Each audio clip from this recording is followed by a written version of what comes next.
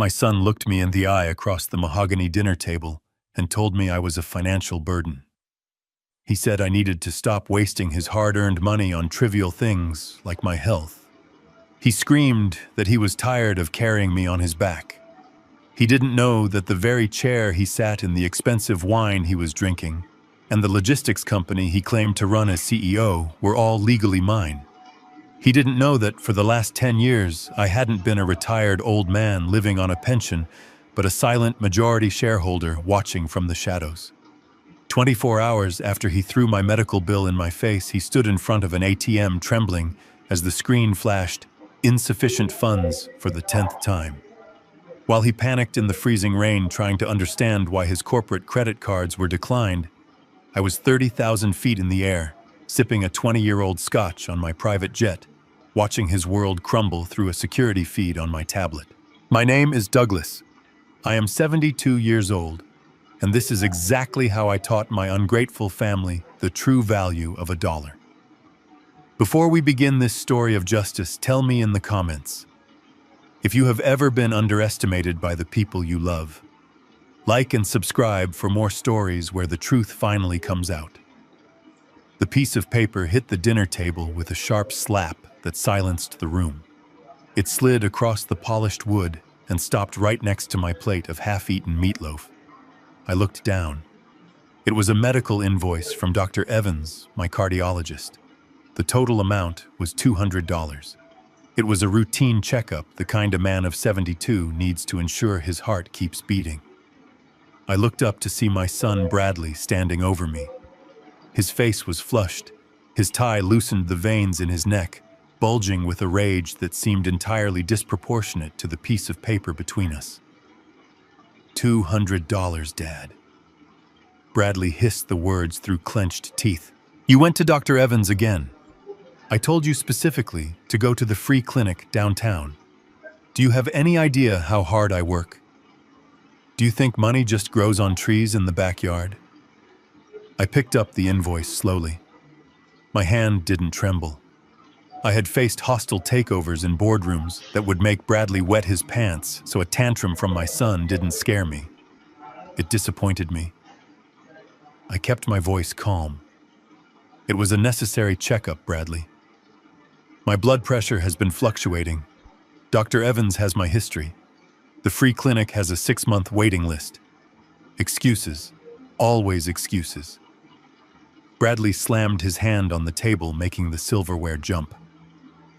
My grandson Leo, who was 10 years old and sitting across from me, didn't even look up from his expensive gaming tablet. He just snickered, a small, ugly sound of amusement at his grandfather's humiliation. Beside him, my daughter-in-law Monica took a sip of her white wine. It was a Chardonnay that cost $40 a bottle. I knew, because I was the one who paid the credit card bill, it was charged too, even if they thought they were the ones paying it. Monica set her glass down and looked at me with eyes that were cold and calculating. She sighed, the sound of a martyr dealing with an unruly child. Bradley is right, Douglas. We have expenses, real expenses. We have a mortgage. We have Leo's private school tuition. We have car payments. We cannot keep subsidizing your luxury medical preferences. If you want to live under this roof, you need to understand your place. You are a dependent. That means you do what we say. I looked at Monica. I remembered the day I approved the funds for her engagement ring because Bradley didn't have enough credit. I remembered signing the check for the down payment on this house, funneling it through a shell company so they would think it was a bank bonus. I looked at the steak on Bradley's plate, a prime ribeye. That single steak cost more than $50 at the butcher. You are eating a steak that costs a quarter of this medical bill, I said, pointing at his plate. We are drinking wine that costs 20% of this bill. Are you telling me that my heart health is worth less than tonight's dinner? Bradley let out a harsh, barking laugh. I earned this steak, Dad. I am the CEO of Bradley Logistics. I manage 200 employees. I work 14 hours a day. I deal with unions, I deal with supply chains, I deal with stress you couldn't imagine. I deserve to eat well. You sit around all day reading newspapers and walking in the park. You contribute nothing. You are a drain. A $200 drain today, maybe a $500 drain tomorrow. It stops now. The irony was so thick I could taste it. Bradley Logistics. He really believed it was his. He believed the title on his office door meant ownership. He had no idea that Bradley Logistics was a wholly owned subsidiary of the Douglas Trust. He didn't know that the 14-hour days he claimed to work were mostly spent playing golf and long lunches. Facts I knew because I received the weekly efficiency reports from the COO, who reported directly to me. Bradley was a figurehead, a puppet I had placed in the chair to give him a sense of purpose, to give him a legacy. I had pumped $10,000 a month into the company's operating budget just to cover his inflated salary. I felt a surge of anger rising in my chest, hot and dangerous.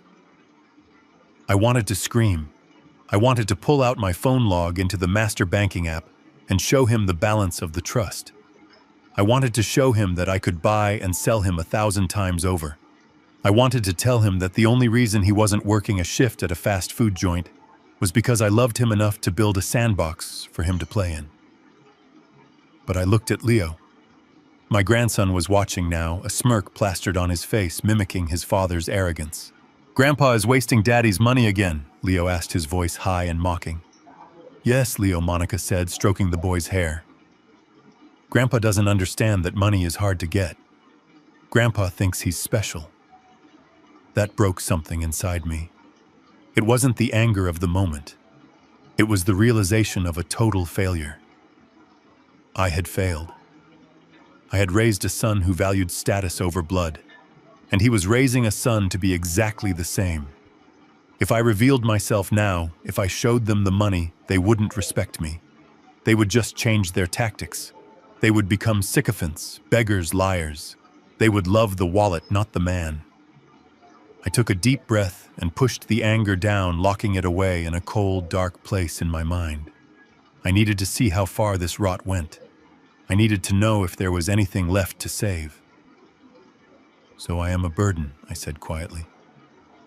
"Is that it?" "Yes, Dad," Bradley said, sitting back down and cutting another piece of his expensive steak. "You are a financial anchor, and starting next month, things are changing. Monica and I have discussed it. We are cutting your allowance. No more cash. If you need something, you ask Monica. If she approves it, she will buy it for you. No more independent spending. And definitely no more fancy doctors." I looked at Monica. She was smiling, a small, victorious curl of her lips. She enjoyed this. She enjoyed the power. "And my privacy?" I asked. "I am 72, not 7. You lost the right to privacy when you stopped being able to support yourself," Monica said breezily. "From now on, you bring receipts for everything, even a stick of gum." I looked down at my plate. The meatloaf suddenly looked like ash. I realized then that I wasn't sitting at a family dinner. I was sitting in a courtroom and I had just been sentenced. But the judge and jury didn't know that the defendant owned the courthouse. "Fine," I said. My voice was low, I understand. Bradley didn't even look up. "Good. Eat your meatloaf. It's getting cold, and we aren't wasting food either." I didn't eat.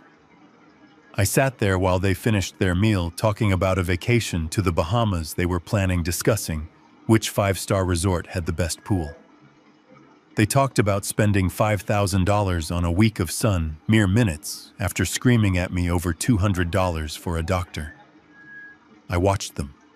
I memorized every word, every gesture of dismissal. I was building a file in my head, and the verdict was getting closer. The next morning, the rain was hammering against the windows, a gray, relentless downpour that matched the mood in the house. I was in the kitchen making a pot of coffee when Bradley walked in.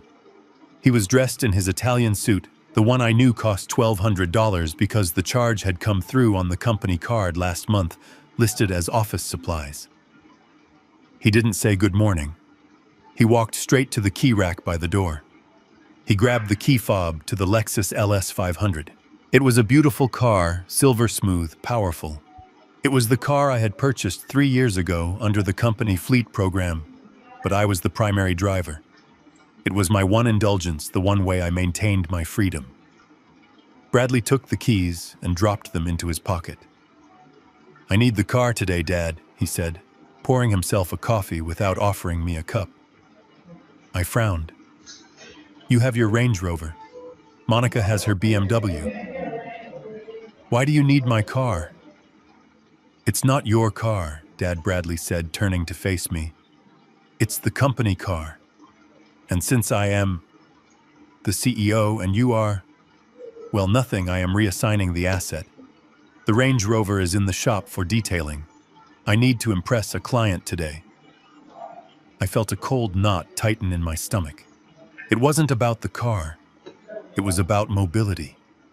It was about freedom. "I have an appointment at the library today, Bradley. I volunteer there on Thursdays." "How am I supposed to get there?" "Take the bus," Bradley said, blowing on his coffee. "Or call an Uber." "Oh, wait. You don't have access to the credit card for Uber anymore. Better take the bus. It's cheaper." The bus stop was 6 blocks away. It was pouring rain. My joints ached in the damp weather. He knew this. He knew that taking the bus would be physically painful for me. "Bradley, it is raining. I am 72. You cannot just take the car." "I can, and I did." Bradley snapped. "Stop being so dramatic. A little rain won't kill you. You need to understand that resources are for the people who bring value to this family. You are consuming gas insurance and depreciation on a vehicle that should be used for business. It's a waste, just like the doctor. It stops today." He took a sip of his coffee and checked his watch. "I'm leaving. Don't forget to turn off the lights when you leave a room. The electric bill was high last month." He walked out the door. I heard the engine of the Lexus purr to life. I heard him back out of the driveway and speed off. I stood in the kitchen, the silence of the house pressing in on me. I looked out the window at the empty driveway. He had taken my car. He had taken my financial independence. He had taken my dignity at the dinner table. Now he was taking my physical freedom. I went to the closet and put on my old raincoat. It was worn at the elbows. I put on my flat cap. I didn't call a taxi. I didn't call my lawyer yet. I needed to feel this. I needed to experience the full weight of what my son was doing to me. I walked out into the rain. The cold water hit my face instantly. The wind whipped through the thin fabric of my coat. I began to walk the 6 blocks to the bus stop. My left knee, which had been bothering me for years, throbbed with every step. Puddles soaked my shoes. A car splashed me as it drove by, soaking my pants. As I walked, I thought about the past. I thought about the day Bradley was born. I remembered holding him in the hospital, promising him the world. I remembered working 18-hour days on Wall Street, missing birthdays and school plays, sacrificing my time so that I could build a fortune that would ensure he never had to suffer the poverty I grew up in. I remembered setting up the trust. I remembered creating the company specifically for him because he had failed at 3 other jobs, and I couldn't bear to see him feel like a failure. I had created a world where he could be the big man. I had stepped into the shadows to let his light shine. And how did he repay me? By pushing me into the dark completely, by stripping me of the basics. He thought he was teaching me a lesson about economy. He thought he was managing a nuisance. He didn't realize he was poking a sleeping bear. I reached the bus stop shivering. There was no shelter. I stood in the rain, waiting. A young woman with a stroller stood next to me. She looked tired. She looked poor. She looked at me with pity. "Nasty weather for a walk, sir," she said softly. "Yes," I said. My voice was steady despite the cold. A very cold day. The bus arrived. I fumbled in my pocket for the loose change I had saved. I climbed the steps, my knee screaming in protest. I sat in the back, the smell of wet wool and damp humanity filling my nose. I closed my eyes. The image of Bradley's smug face at the dinner table burned in my mind. The sound of Monica's laughter. The look of disdain from my grandson. They thought I was helpless. They thought I was trapped. I reached into the inner pocket of my wet raincoat. My fingers brushed against a small black phone. It wasn't the smartphone Bradley monitored. It was a satellite phone encrypted with a battery that lasted a week. It was my lifeline to my real life. I didn't make the call yet. I needed one more confirmation. I needed to know exactly how deep the rot went. I needed to know if this was just cruelty or if it was criminal. I got off the bus downtown. Instead of going to the library, I walked 2 blocks to a nondescript office building. I didn't go in the front. I went to the service entrance. I took the freight elevator to the 4th floor. The sign on the door said Sullivan and Partners, Archives. I knocked. The door opened. A man in his 50s wearing a sharp suit and glasses stood there. He looked at my wet coat, my soaked shoes, my dripping hat. He didn't look surprised. He looked furious on my behalf. Mr. Douglas Sullivan said, stepping back to let me in. "You shouldn't be walking in this weather." "Why didn't you call the car service?" "I needed the walk, Sullivan," I said, taking off my hat. "I needed to remind myself of why we are about to do what we are about to do." Sullivan nodded. He led me to a large table covered in documents. "I have the report you asked for, sir. It's worse than we thought." "Show me," I said. Sullivan opened a folder. He laid out bank statements, credit card reports, and internal memos from Bradley Logistics. "Your son isn't just cutting your allowance," Sullivan said, pointing to a highlighted figure. "He is drowning. He has a gambling debt, a big one, $500,000 to a syndicate operating out of a casino in Atlantic City." I stared at the number. 500,000. "He's been skimming from the company accounts to pay the interest," Sullivan continued. "But he can't cover the principal. That's why he's squeezing you. He's panicking." "And the house?" I asked. Sullivan pulled out another document. It was a draft of a sales listing. He's trying to sell it. He's been in contact with a realtor. He's trying to do a quiet sale. He told the realtor he has power of attorney over you due to dementia. He plans to sell the house, dump you in a state-run facility, and use the equity to pay off the gambling debt before the sharks come for his legs. I felt a coldness settle over me that had nothing to do with the rain. This wasn't just ungratefulness. This was betrayal. This was my son planning to discard me like trash to cover his own mistakes. He was going to declare me mentally incompetent. He was going to lock me away. He had crossed the line. He hadn't just bitten the hand that fed him. He was trying to cut it off. I looked at Sullivan. "Is the jet ready?" I asked. "Fueled and waiting at Teterboro," Sullivan said. "The crew is on standby, and the bank protocols. Everything is set up. We just need your biometric authorization." I nodded.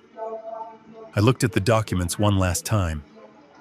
I saw my son's signature on the fraudulent listing agreement. I saw the lies. "Do it," I said. "But not yet. Let him have one more night. Let him think he has won. Tonight I will go back. I will play the part of the beaten old man. I will let him gloat. And tomorrow we pull the plug." Sullivan smiled a shark-like grin. "Tomorrow we empty the accounts." I left the office. I walked back out into the rain. But this time I didn't feel the cold. I felt the heat of the fire that was about to consume my son's world. I caught the bus back. I walked the 6 blocks home. When I entered the house soaking wet, Bradley was in the living room watching TV. He looked at me dripping on the rug. "You're wet," he observed, not moving from the couch. "It's raining," I said. "Well, don't drip on the hardwood. Monica just had it waxed. Go to your room and stay there. We have guests coming for dinner, and we don't want you embarrassing us with your old clothes." I looked at him. I looked at the son I had loved more than life itself. "I won't embarrass you, Bradley," I said softly. "I promise." I walked to my room. I packed a small bag, just the essentials, my passport, my real wallet, a photo of my late wife. I sat on the edge of the bed and waited for the sun to rise. The storm outside was raging, but the storm inside this house was about to be much, much worse. My son wanted me to stop wasting money, fine. By this time tomorrow, he wouldn't have a penny left to waste. The digital clock on my bedside table read 2:13 in the morning. The red numbers burned in the darkness like accusing eyes. I hadn't slept.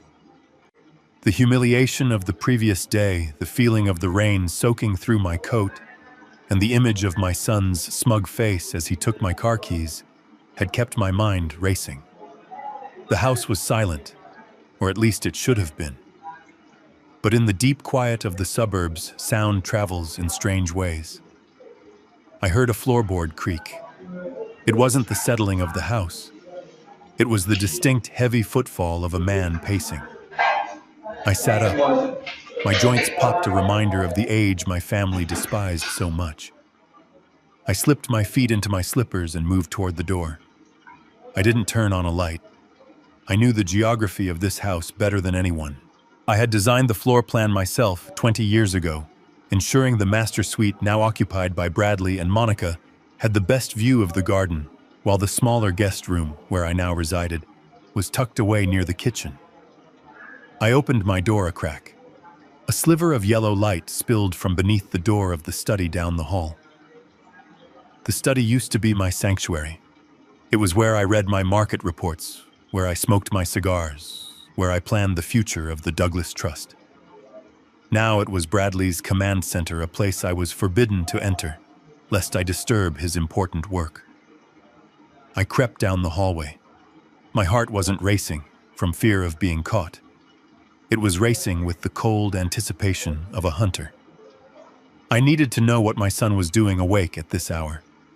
The CEO of a logistics company might work late, but Bradley wasn't a worker. He was a pretender. As I neared the door, I heard his voice. It wasn't the booming, arrogant baritone he used at the dinner table to belittle me. It was a hushed, frantic whisper, the tone of a man watching water rise past his chin. I pressed my ear against the wood. "Listen to me. I told you I have it handled," Bradley hissed. "Stop calling the house line. If my wife picks up..." "No, I know what I owe. I know the date." There was a pause. I could hear the heavy intake of his breath. He was terrified. Sullivan was right. The gambling debt wasn't just a number on a spreadsheet. It was a noose around his neck. "I don't have the cash liquid right now," Bradley said, his voice trembling. "The company accounts are complicated. My father set up fail-safes years ago. I can't just wire $500,000 without triggering an audit." I smiled in the dark. At least he wasn't completely stupid. He knew the fences were there even if he didn't know I was the one holding the electric prod. "But I have a solution," Bradley continued, his voice dropping even lower. "I need 2 weeks. Just 2 weeks. I am liquidating the primary asset." "Yes, the house." I froze. The house. This house. The property was held by a shell corporation under the trust. Bradley lived here rent-free as a perk of his employment. He didn't own a single brick. How did he think he could sell it? "I have a realtor who isn't asking too many questions," Bradley said. I told him the title deed is in a safe deposit box, and we are processing a lost deed affidavit. I'm the executor of the estate. Well, technically not yet, but the old man is... Look, he's barely lucid. My hands clenched into fists at my sides. Barely lucid. This morning I had discussed the geopolitical implications of the new trade tariffs with Sullivan. I had completed the New York Times crossword in ink in 20 minutes. But to my son, I was a senile obstacle. "I am finalizing the power of attorney paperwork tomorrow," Bradley said. "I'm going to sign it for him. He shakes so much he can't even hold a pen, so a squiggle will look legitimate. Once I have that, I can transfer the title to my name and flip it to one of those cash for homes investors. We'll take a hit on the market value, but I can get you the 500 grand by the end of the month. Forgery. Fraud. He was crossing the line from ungrateful son to felon in real time. He was planning to steal a $2 million property, sell it for pennies on the dollar, to a predatory investor just to cover his gambling losses. He was going to burn down the kingdom I built to light a cigarette. But then came the question I was dreading. The person on the other end of the line must have asked about me, about the occupant. "Don't worry about him," Bradley said. The disdain in his voice was so thick it was almost physical. "He won't be a problem. I found a place. It's called Shady Acres. It's a state-subsidized facility about 2 hours north." Shady Acres. I knew the place. It was a warehouse for the indigent. A place where the smell of urine and bleach was permanent, where the staff was overworked and underpaid, and where the elderly were sedated into silence. It was a place you sent people you wanted to forget. "It's cheap," Bradley explained. "It will take almost all of his monthly pension check, so I won't have to pay a dime out of pocket. They have a bed opening up on Tuesday." I told them he's aggressive and prone to wandering, so they agreed to put him in the secure ward. He won't have access to a phone. Once he's in there, he's gone. He'll be dead within 6 months, and then the rest of the trust unlocks. He said it so casually.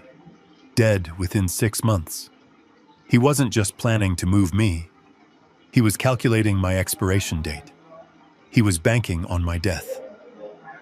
He viewed my life as a timeline that was running too long. I felt a coldness spread through my chest that had nothing to do with the temperature of the hallway. It was the death of the last ember of hope I had held for my boy. I had thought perhaps he was just stressed, just selfish. But this was malice. He was willing to imprison me in a hellhole, strip me of my dignity, and forge my name, all to save his own skin. "Okay," Bradley said. "Tuesday. I'll have the money. Just call off your dogs."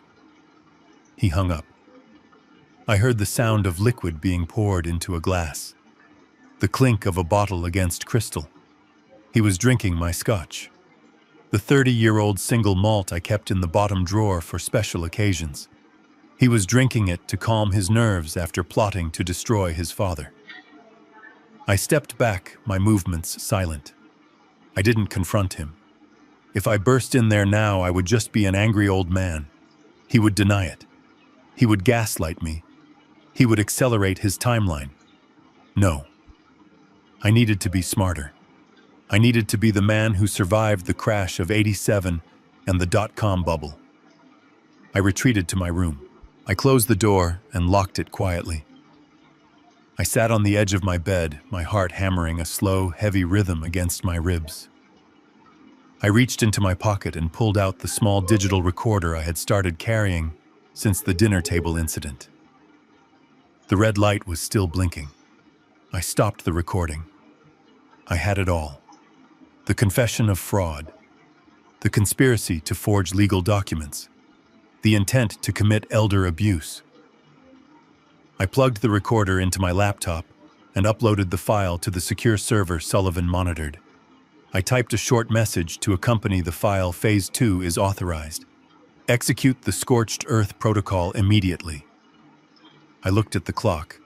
It was 2:35. Tuesday. He said he was moving me on Tuesday. That gave me 4 days. 4 days to let him think he was winning. 4 days to let him dig the hole so deep he would never climb out. I lay back on the bed, staring at the ceiling. I didn't feel fear anymore. I didn't feel sadness. I felt a strange, icy clarity. My son wanted to treat me like a liability. Fine. I would become the greatest liability he had ever known. He wanted to sell the house. He would find out what happens when you try to sell a fortress that belongs to the king. I closed my eyes, but I didn't sleep. I visualized the bank accounts, I visualized the company assets. I visualized the flow of money that kept Bradley's life afloat. In my mind, I began to turn the valves one by one, shutting off the water. Tuesday, I whispered to the empty room. I would be ready for Tuesday. But Bradley wouldn't even make it to Monday. The morning fog was thick enough to hide a man's intentions, which was exactly what I needed. I left the house at 8 sharp, wearing my shabby raincoat and carrying a canvas tote bag that looked like it held library books. To anyone watching from the kitchen window, specifically my daughter-in-law Monica, I was just a defeated old man trudging to the bus stop to save a few dollars on gas.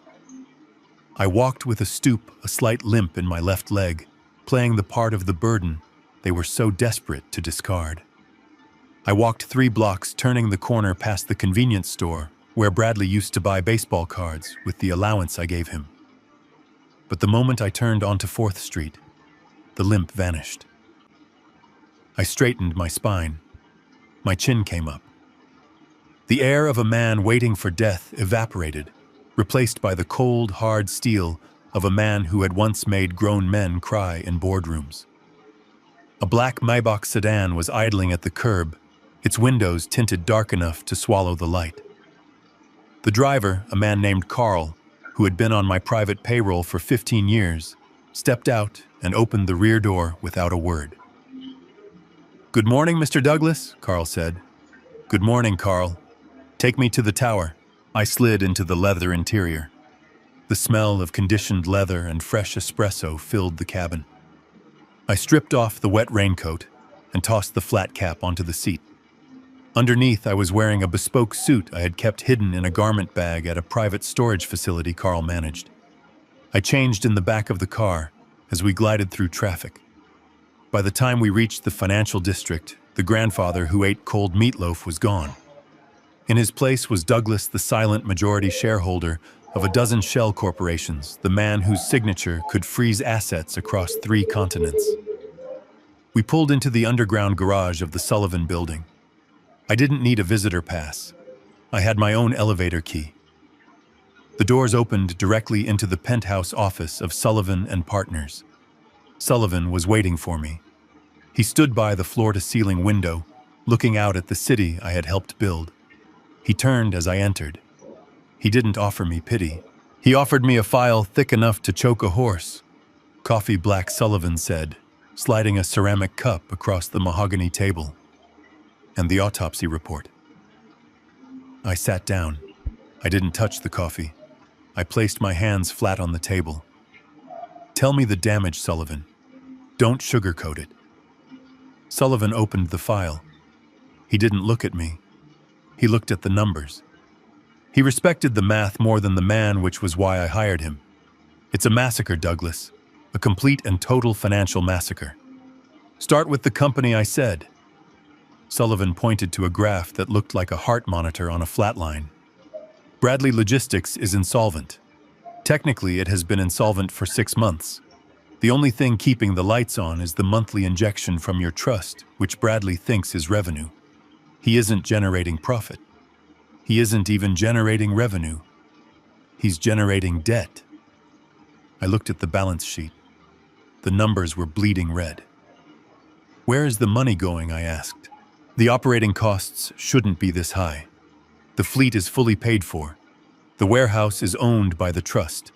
It's not operating costs," Sullivan said, his voice dropping an octave. "It's embezzlement, pure and simple." He flipped a page. There were rows of highlighted transactions. "Credit card expenses," Sullivan read. "Corporate card. $7,000 at the Sapphire Club. That's a gentleman's club downtown. Recurring weekly charges. $5,000 at Saks Fifth Avenue. $3,000 at a boutique hotel in the city center." "Monica?" I asked. Sullivan shook his head. "No. Monica has her own card, which is maxed out on spa treatments and designer handbags, but these charges, these are for someone else." He slid a photograph across the table. It was a surveillance shot taken by a private investigator. It showed Bradley walking out of a jewelry store, his arm around a woman who was decidedly not Monica. She was young, perhaps 25, with blonde hair and a coat that cost more than my first car. Her name is Vanessa, Sullivan said. She's an Instagram model. Bradley has been paying the rent on her apartment in Soho for 2 years, $4,000 a month, paid directly from the logistics shipping account labeled as warehouse storage fees. I stared at the photo. My son. The man who screamed at me for a $200 doctor's bill was spending $4,000 a month to house a mistress while his wife sat at home drinking $40 wine. The hypocrisy wasn't just a character flaw, it was a lifestyle. There's more, Sullivan said. He didn't give me time to process the infidelity. He moved straight to the criminality. I looked at the cash withdrawals. ATM withdrawals, Sullivan said. Not from the corporate account, but from the employee pension fund. I felt the blood drain from my face. The pension fund.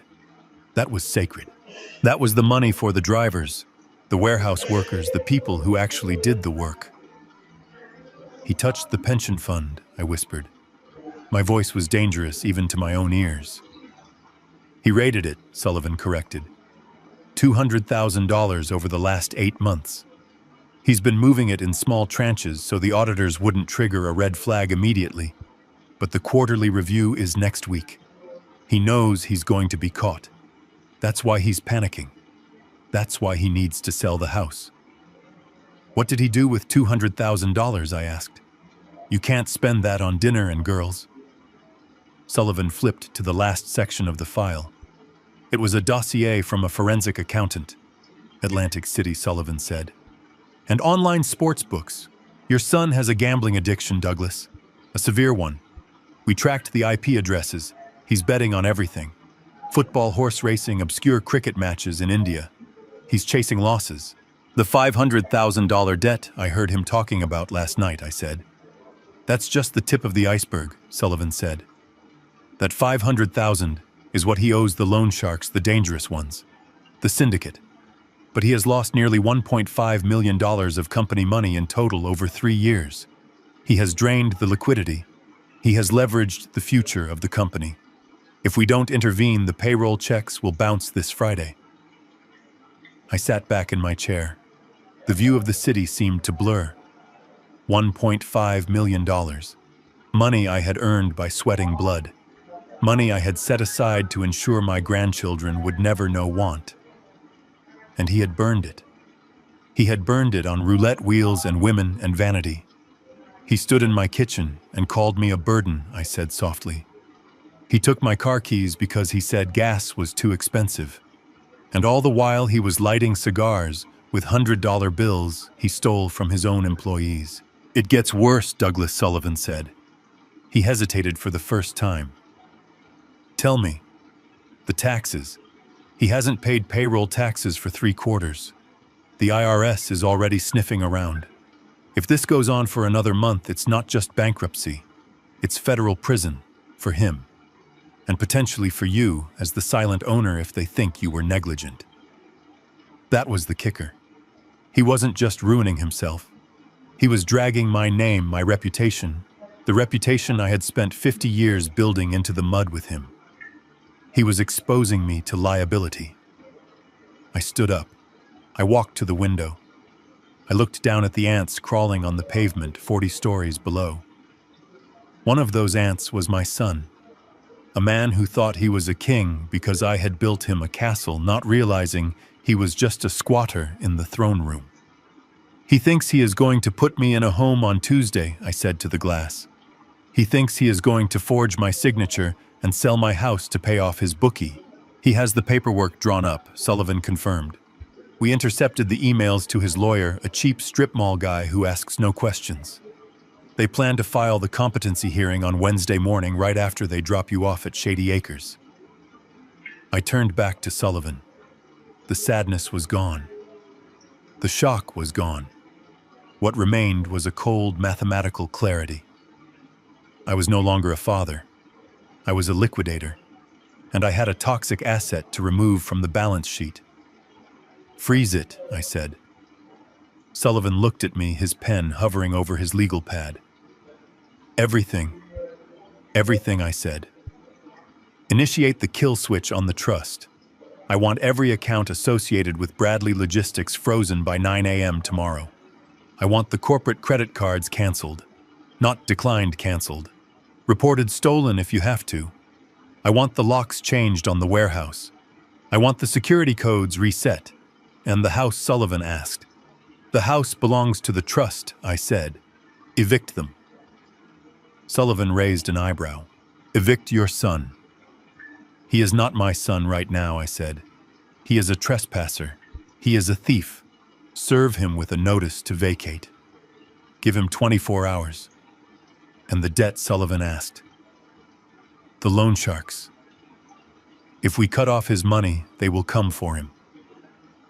Let them come, I said. He wanted to be a big man. Big men pay their own debts. I am done subsidizing his destruction. I picked up the file. I looked at the picture of the mistress. I looked at the picture of the casino floor. Prepare the plane, I said. I'm leaving tomorrow. Where to? Somewhere warm, I said. Somewhere where the phone doesn't ring. But before I go, I have one last performance to give. I closed the file with a snap that echoed in the silent office. Tonight is dinner, I said. Monica said she was making something special. I think I'll attend. I want to look him in the eye one last time. I want to see if there is any soul left in there before I crush him. You know what you're doing, Douglas Sullivan said quietly. There is no coming back from this. Once you pull this trigger, the family is dead. The family died the moment he decided to sell me for parts, I said. I'm just signing the death certificate. I walked out of the office. I didn't take the car back. I walked to the subway. I needed to be among the people again. I needed to remember what real struggle looked like so I wouldn't feel an ounce of guilt when I stripped my son of his unearned privilege. He wanted reality. I was about to give him a dose of reality so strong it would choke him. I rode the train back to the suburbs, clutching my tote bag, the master architect of my own son's demise, heading home for one last supper. The subway ride back to the suburbs was long enough for the adrenaline to fade, and for a cold, heavy resolve to settle in its place. I walked from the station to the house under the cover of a twilight that felt more like an ending than a beginning. The rain had stopped, leaving the streets slick and black, reflecting the streetlights like oil. When I reached the driveway, I saw the windows of the house glowing with a warmth that was entirely artificial. From the outside, it looked like the American dream. Inside it was a den of thieves. I unlocked the front door and stepped into the foyer. The smell of roasted garlic and truffle oil hung heavy in the air. Monica wasn't cooking. She didn't know how to cook anything that didn't come from a microwave. This was catered. I recognized the scent. It was from Giacomo's, an Italian place downtown where a pasta dish cost $30. They were celebrating. They were celebrating the solution to their problems, and I knew before I even took off my coat that I was the problem they had solved. I walked into the dining room. The table was set with the good china, my late wife's china. There were crystal glasses and a bottle of Barolo breathing on a coaster. Bradley sat at the head of the table, his face flushed, a glass already half empty in his hand. Monica was opposite him, scrolling on her phone, a ring light clipped to the top of it. Leo was absent, likely in his room, destroying zombies on a console I had paid for. You're late, Bradley said, not looking up from his wine. Sit down. The food is getting cold. I sat in my usual spot, the chair that felt increasingly like the dock of the accused. I unfolded my napkin. It was linen, crisp and white. Where is Leo? I asked. He's eating in his room, Monica said, putting her phone down. We wanted to talk to you, privately. The tone was different tonight. It wasn't the explosive rage of the medical bill incident. It wasn't the dismissive cruelty of the car keys. It was something smoother, more rehearsed. It was the tone of a corporate HR manager firing an employee they had already replaced. We have some news, Monica said, smiling. Her teeth were very white, capped with veneers that cost $10,000. I'm launching a new venture, a lifestyle brand. I'm going to be streaming daily content about home organization and high-end living. I looked at the truffle risotto on my plate. High-end living funded by embezzlement and fraud. It was almost poetic.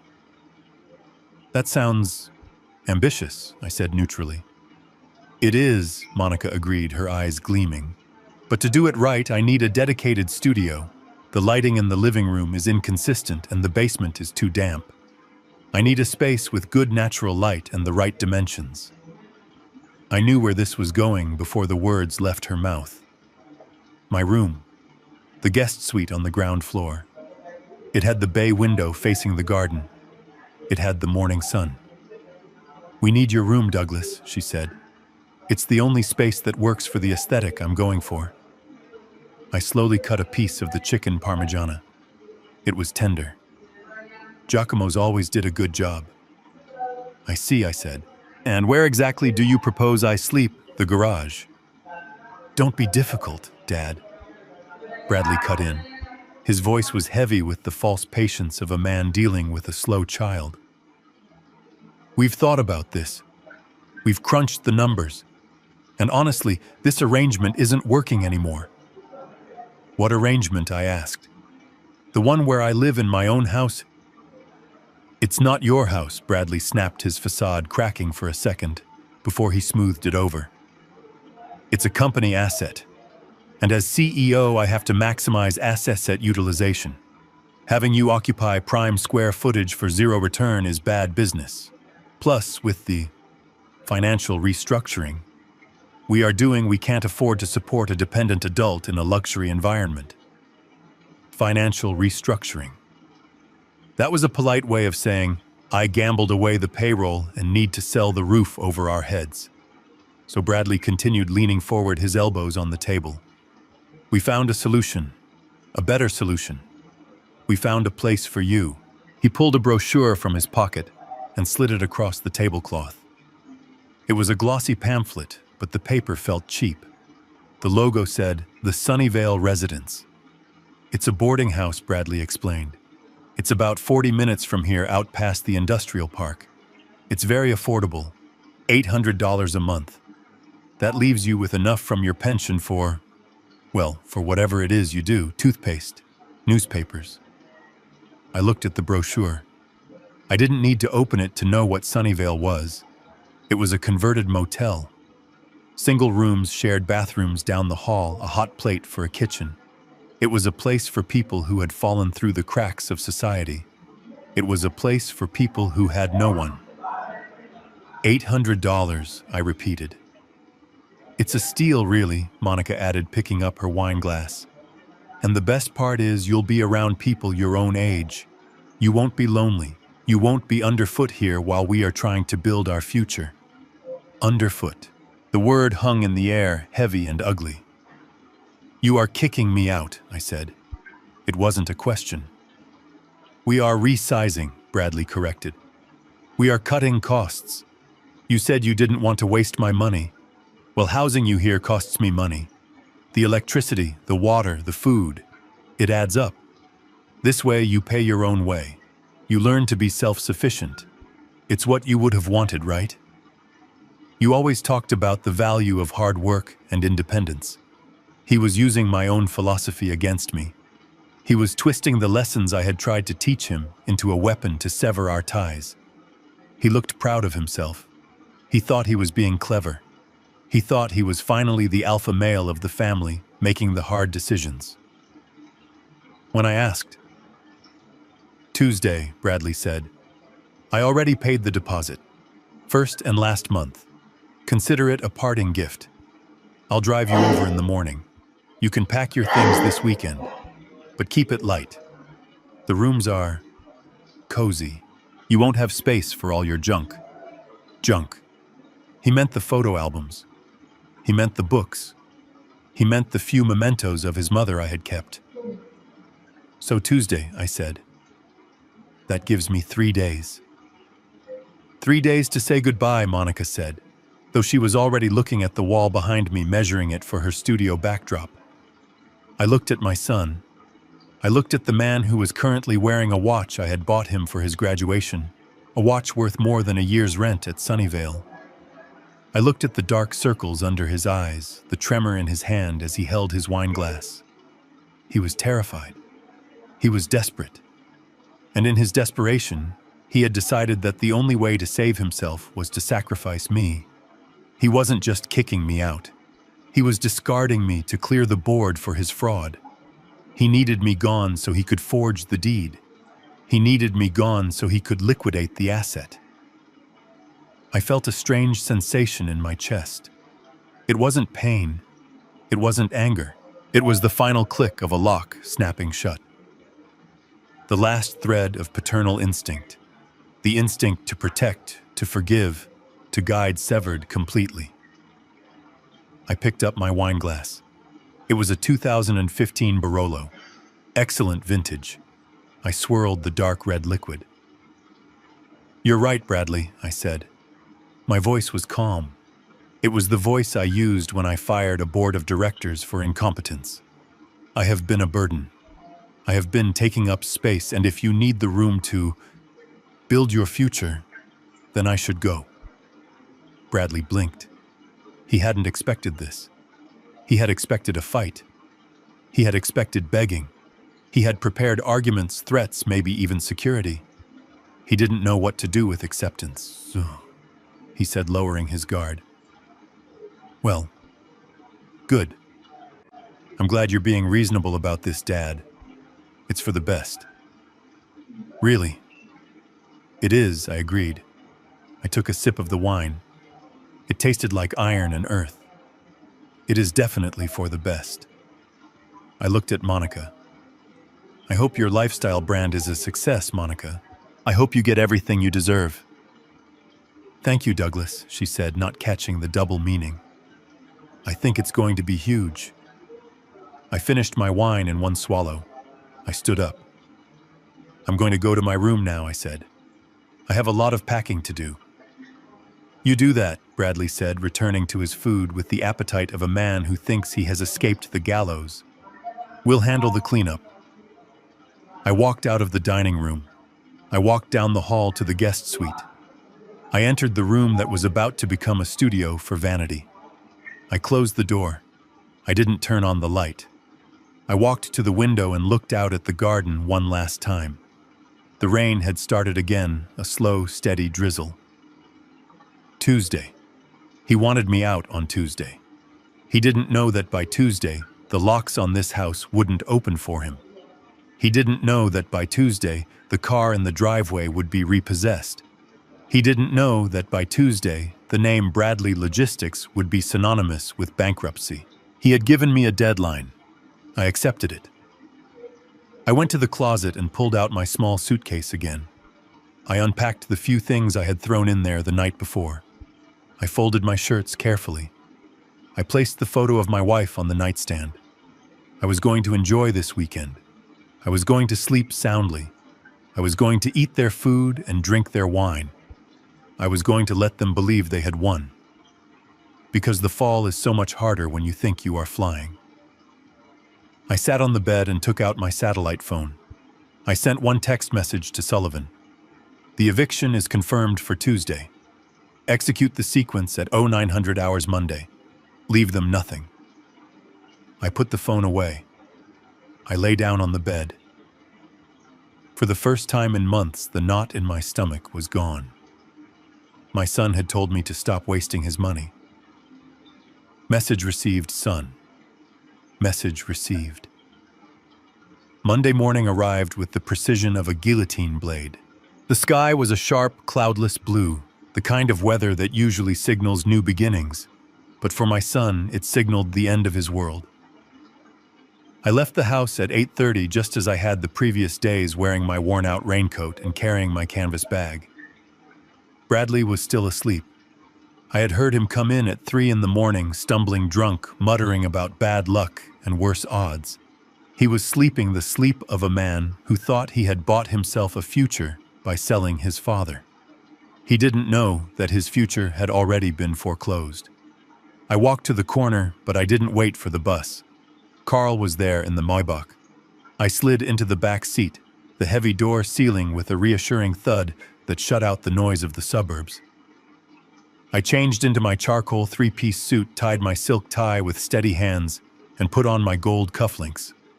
They were heavy, cold, and real, just like the authority I was about to wield. We drove to the financial district, but this time we didn't go to Sullivan's office. We went to the headquarters of the Sovereign Mercantile Bank. It was a fortress of glass and steel that dominated the skyline. I didn't use the public entrance. My name was on a very short list of clients who used the underground executive arrival bay. Sullivan met me at the elevator. He was carrying a leather portfolio and looked like an undertaker who enjoyed his work. "Good morning, Mr. Douglas," Sullivan said. "The team is assembled in the private wealth suite. Henderson is waiting." Henderson was the regional president of the bank. He was the only person in the building other than Sullivan who knew the true structure of the Douglas Trust. To everyone else, Bradley Logistics was a mid-sized company run by a young, aggressive CEO. To Henderson, it was just line item 42 in my portfolio. We rode the elevator to the 55th floor. The doors opened into a lobby that smelled of orchids and old money. Henderson was there, his hand extended. He looked nervous. He should be. He had let my son run wild with my money for too long, assuming my silence was permission. Douglas Henderson said, his voice hushed. "We have everything prepared as you requested. But are you sure this is nuclear?" I walked past him into the conference room. It was a vast space with a table long enough to land a plane on. The view of the city was breathtaking, a sprawling grid of commerce and ambition. I sat at the head of the table. "I am not here for a debate, Henderson," I said, placing my hands on the polished wood. "I am here for an execution. Bring up the accounts." Henderson nodded to a junior analyst who was sitting at a computer terminal connected to the main wall screen. The analyst, a young man who looked terrified, typed in a command. The screen flickered to life. It displayed a complex web of accounts under the umbrella of Bradley Logistics LLC. There were operating accounts, payroll accounts, capital expenditure, lines, and credit facilities. Everything was green. Everything was labeled active. The numbers were staggering. Even knowing the extent of the theft, seeing it laid out on the bank's secure server was visceral. I saw the flow of money. I saw the $10,000 transfer to the Sapphire Club pending for today. I saw the $4,000 rent check for the apartment in Soho scheduled to clear at noon. I saw the payroll withdrawal scheduled for Friday, which I knew was unfunded because the account balance was effectively zero, kept alive only by the overdraft protection backed by my personal guarantee. I looked at the screen. It represented my son's life. It represented his ego. And I held the remote control. "Let's begin with the corporate credit facility," I said. "The Amex Centurion and the Visa Infinite attached to the CEO's discretionary fund." Sullivan slid a document across the table. It was a corporate resolution signed by me 10 minutes ago in the car, removing Bradley as an authorized signatory effective immediately. Henderson looked at the document. He stamped it. He nodded to the analyst. "Execute," Henderson said. The analyst typed. On the big screen, the status next to the credit cards blinked. It changed from active to suspended. Then a second later to terminated. Reported fraudulent. I felt a surge of cold satisfaction.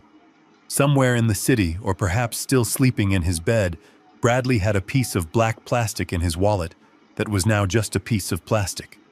If he tried to buy a coffee, it would decline. If he tried to pay off a loan shark, it would trigger a security alert. Now the operating accounts, I said. This was the main artery. This was the account that paid the vendors the warehouse lease, the insurance. Sullivan spoke up. "We are invoking Clause 7A of the Trust Agreement, material breach of fiduciary duty. We are freezing the assets pending a forensic audit." The analyst looked at Henderson for confirmation. It was a massive move. It would paralyze the company instantly. Trucks wouldn't move. Gas cards wouldn't work. The company would essentially cease to exist as a functioning entity within the hour. "Do it," Henderson said. The analyst's fingers flew across the keyboard. I watched the screen. The green lights next to the operating accounts turned amber, indicating pending review, and then with a final keystroke, they turned a deep, angry red. Frozen. It was mesmerizing. It was the digital equivalent of stopping a heart. "The Soho apartment lease," I said. "That is an automatic ACH transfer from the shipping logistics account. Cancel it." The analyst navigated to the recurring payments tab. He found the entry V. Miller, consulting fees. "Cancel it," I commanded. Click. The line item vanished. Deleted. The payment that was supposed to clear at noon would bounce. Vanessa, the Instagram model, was about to have a very bad day. "Now for the house," I said. This was the tricky part. The house was owned by a holding company, DL Holdings, which was owned by the trust. Bradley paid the utilities, but the mortgage, or rather the property tax and maintenance fees, since I had bought it cash, were paid by the company. "I want the utility auto payments canceled," I said. "I want the security monitoring contract canceled. And I want the title flagged. Place a lien on the property in the name of the trust for the value of the embezzled funds. $2 million. Henderson frowned. "You are placing a lien on your own property. I am placing a lien on the asset to prevent any unauthorized sale," I explained. "Bradley thinks he can forge a deed transfer. If he tries to sell it now, the title search will pull up a $2 million debt to the Douglas Trust. No investor will touch it. He will be trying to sell a burning building." "Done," the analyst said. "The lien is registered in the county database." I leaned back in the leather chair. I felt lighter. I felt a sense of power returning to my veins, a power I had suppressed for years, playing the role of the benevolent, doting father. I had let him walk all over me because I thought it would help him walk tall. I realized now that you cannot build a man by cushioning his falls. You build him by letting him hit the concrete. "There is one more thing," Sullivan said, tapping a specific line on the spreadsheet. "The personal accounts." I looked at the screen. Bradley had been stupid. In his arrogance, he had linked his personal checking and savings accounts to the corporate overdraft as a backup funding source. He thought it made him look solvent to the bank. He didn't realize that by commingling the funds, he had exposed his personal assets to corporate liability, since we have declared the corporate accounts fraudulent due to embezzlement. Sullivan explained, his voice devoid of emotion. "The bank has the right to claw back funds from any linked accounts to cover the deficit. This is standard procedure for fraud recovery." I looked at the balance in Bradley's personal savings. It wasn't much. $40,000. Probably what was left of the last injection I had given him. It was the money he and Monica were using to pay for their lifestyle while the company burned. It was the money they would use to buy groceries, to put gas in the car, to pay for Leo's private school tuition. If I took this, I would leave them with nothing. Literally nothing. They wouldn't be able to buy milk. They wouldn't be able to pay the toll on the highway. I thought about the medical bill. I thought about the bus ride in the rain. I thought about the brochure for Sunnyvale. I thought about him planning to lock me away until I died. "Empty it," I said. The room went silent. Even Henderson looked uncomfortable. Douglas Henderson said softly, "This will clear him out. He won't have access to cash. He won't be able to, well, exist." He told me to stop wasting his money, I said, my voice hard as diamonds. "I am simply ensuring that no more of the trust's money is wasted. Recover the funds, transfer everything from his personal checking and savings into the trust's holding account to offset the embezzlement. Leave the accounts open, but leave the balance at zero." The analyst looked at me. I nodded. He pressed the key. I watched the number on the screen. $42, $350,000. It blinked once. Then it changed. Zero. It was gone. In a millisecond, $40,000 was stripped from him. He was now, for all intents and purposes, destitute. And just like that, the illusion of Bradley, the CEO Bradley, the big shot Bradley, the master of the universe, was deleted. All that remained was Bradley the thief. I stood up. The feeling of power was intoxicating, but it was mixed with a profound, aching sadness. I had just destroyed my son, but I had to remind myself that I wasn't the one who destroyed him. I was just the one turning on the lights so he could see the wreckage he had created. "Thank you, Henderson," I said. I walked to the window one last time. I looked down at the city. Somewhere down there, Bradley was waking up. He was probably reaching for his phone to check his sports bets. He was probably thinking about his coffee. He had no idea that he was already dead. Sullivan packed the files. "What now?" Sullivan asked. "Now we deliver the paperwork," I said. I didn't want a courier to do it. I didn't want an email. I wanted it to be physical.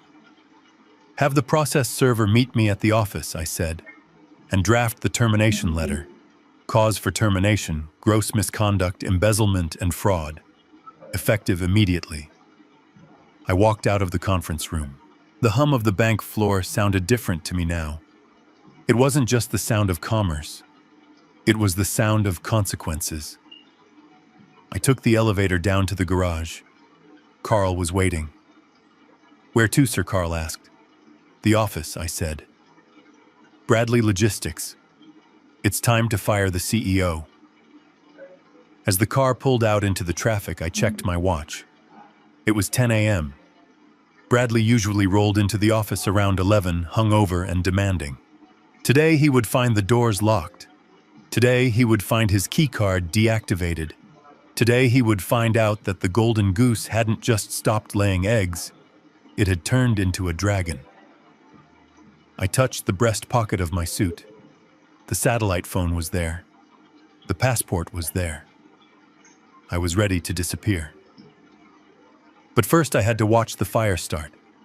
I had to make sure it burned hot enough to cauterize the wound. I sat back and closed my eyes. I pictured the moment Bradley would hand his card to a waiter at lunch. I pictured the moment the decline message would appear. I pictured the moment he would check his bank app and see the zero. It was cruel, it was brutal, and it was exactly what he had ordered. The car ride from the bank to the industrial park where Bradley Logistics was headquartered took 20 minutes. It was 20 minutes of silence. I watched the city give way to warehouses and distribution centers, the engine room of the economy. I saw trucks with my family name painted on the side rolling down the highway. I saw the legacy I had built from nothing, and I felt a strange detachment. It was like looking at a house you used to live in before it burned down. The structure was still there, but the life inside was gone. We pulled up to the security gate. The guard, a man named Miller, who had worked for me for 10 years, stepped out of the booth. He saw the Maybach. He didn't know the car, but he knew the authority it projected. He leaned down. When he saw me in the back seat, his eyes went wide. He started to salute, then stopped, confused by the suit. He was used to seeing me in a cardigan bringing donuts for the night shift. "Open the gate, Miller," I said, rolling down the window just an inch. "And do not announce me." "Yes, Mr. Douglas." "Right away, sir." The gate lifted. We drove through. We parked in the spot marked CEO. It was empty. It was 10:30 in the morning, and the chief executive officer was not at his post. He was likely nursing a hangover or dodging phone calls from loan sharks. It didn't matter. He would never park in this spot again. I walked into the building with Sullivan flanking me. The receptionist, a new girl Bradley had hired based on her looks rather than her typing speed, looked up from her phone. She didn't recognize me. To her, I was just an old man who sometimes waited in the lobby for a ride. "Can I help you?" she asked, popping gum. I didn't answer. I walked past her desk. "Sir, you can't go back there," she shouted. "That's a restricted area." Sullivan stopped at her desk. He placed a single card on the glass surface. "This is Mr. Douglas, the owner of the building and the chairman of the board," Sullivan said calmly. "You might want to update your resume." We walked down the hallway. I saw employees chatting in the break room. I saw offices with empty chairs. The culture of the company reflected its leader lazy, entitled and rotting from the inside. We reached the executive suite. The door to Bradley's office was closed. I didn't knock. I opened it. The office was lavish. He had redecorated it 6 months ago. Italian leather sofas, a wet bar fully stocked, a desk made of reclaimed teak that cost $12,000. On the wall there was a massive portrait of himself. Not the company founder. Not the team. Just Bradley smiling that arrogant smile. I sat in his chair. It was too soft. It was a chair designed for napping, not working.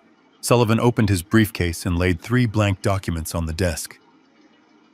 "Let's begin," I said. "First, the termination." Sullivan uncapped a fountain pen. He began to draft the language on a legal pad before we would type it up on the official letterhead. "We are terminating for cause," Sullivan said, his voice echoing in the large room. Article 14 of his employment contract. Gross misconduct. Misappropriation of corporate funds. Negligence. Add fraud, I said. And breach of fiduciary duty. I want the language to be airtight. I want it to be impossible for him to claim unemployment. I want it to be impossible for him to get a job managing a lemonade stand after this. Sullivan wrote. Effective immediately, Sullivan recited. You are hereby relieved of all duties. You are stripped of all titles. All company assets in your possession, including vehicles, electronics, and access keys, must be surrendered forthwith. And the severance, I asked, knowing the answer. Null and void, Sullivan said. Under the clawback provision for criminal misconduct, he forfeits all accrued bonuses, stock options, and severance pay. He leaves with nothing but the box he packs his desk in. Good, I said. Type it. Sullivan pulled out his laptop and connected to the wireless printer in the corner. The hum of the machine whirring to life was the only sound in the room. Now the civil suit, I said. This was the heavy artillery. Firing him took away his income. The lawsuit would take away his future. We are filing a complaint for restitution, Sullivan said. We are seeking the return of the $2.2 million embezzled over the last 36 months, plus interest, plus legal fees, plus punitive damages for the reputational harm to the Douglas Trust. Draft it, I said. I watched Sullivan type. I thought about the $2 million. I thought about how many shifts my drivers had to work to generate that kind of revenue. I thought about the pension fund he had raided. He won't be able to pay it. Sullivan reminded me, pausing his typing. He is broke. This judgment will follow him for the rest of his life. We will garnish every paycheck he ever earns. We will seize any asset he ever acquires. He will never be able to own a home, a car, or even a credit card again. That is the point, Sullivan, I said. He wanted to live like a king on my dime. Now he will live like a pauper on his own. He wanted to declare me incompetent. I am declaring him insolvent. Permanently. Sullivan nodded. He understood. He finished the document. The printer churned out the pages. They were thick, heavy bond paper. Legal weapons of mass destruction. I signed them. My signature was firm. It didn't shake. It was the signature of the man who built this empire, not the old man who shook with the palsy Bradley imagined I had. Now the letter, I said. I reached into my pocket and pulled out a sheet of personal stationery. It was cream-colored with my monogram embossed at the top. I took the fountain pen from Sullivan. This one I had to write myself. No lawyer could draft this. This wasn't legal, this was personal. I stared at the blank page. What do you say to the son you are about to destroy? Do you tell him you loved him? Do you tell him you are sorry it came to this? Apologies were for mistakes. This was a correction. I began to write. Bradley, for 40 years I tried to give you the life I never had. I thought that by shielding you from the rain, I was helping you grow. I see now that I only made your roots shallow.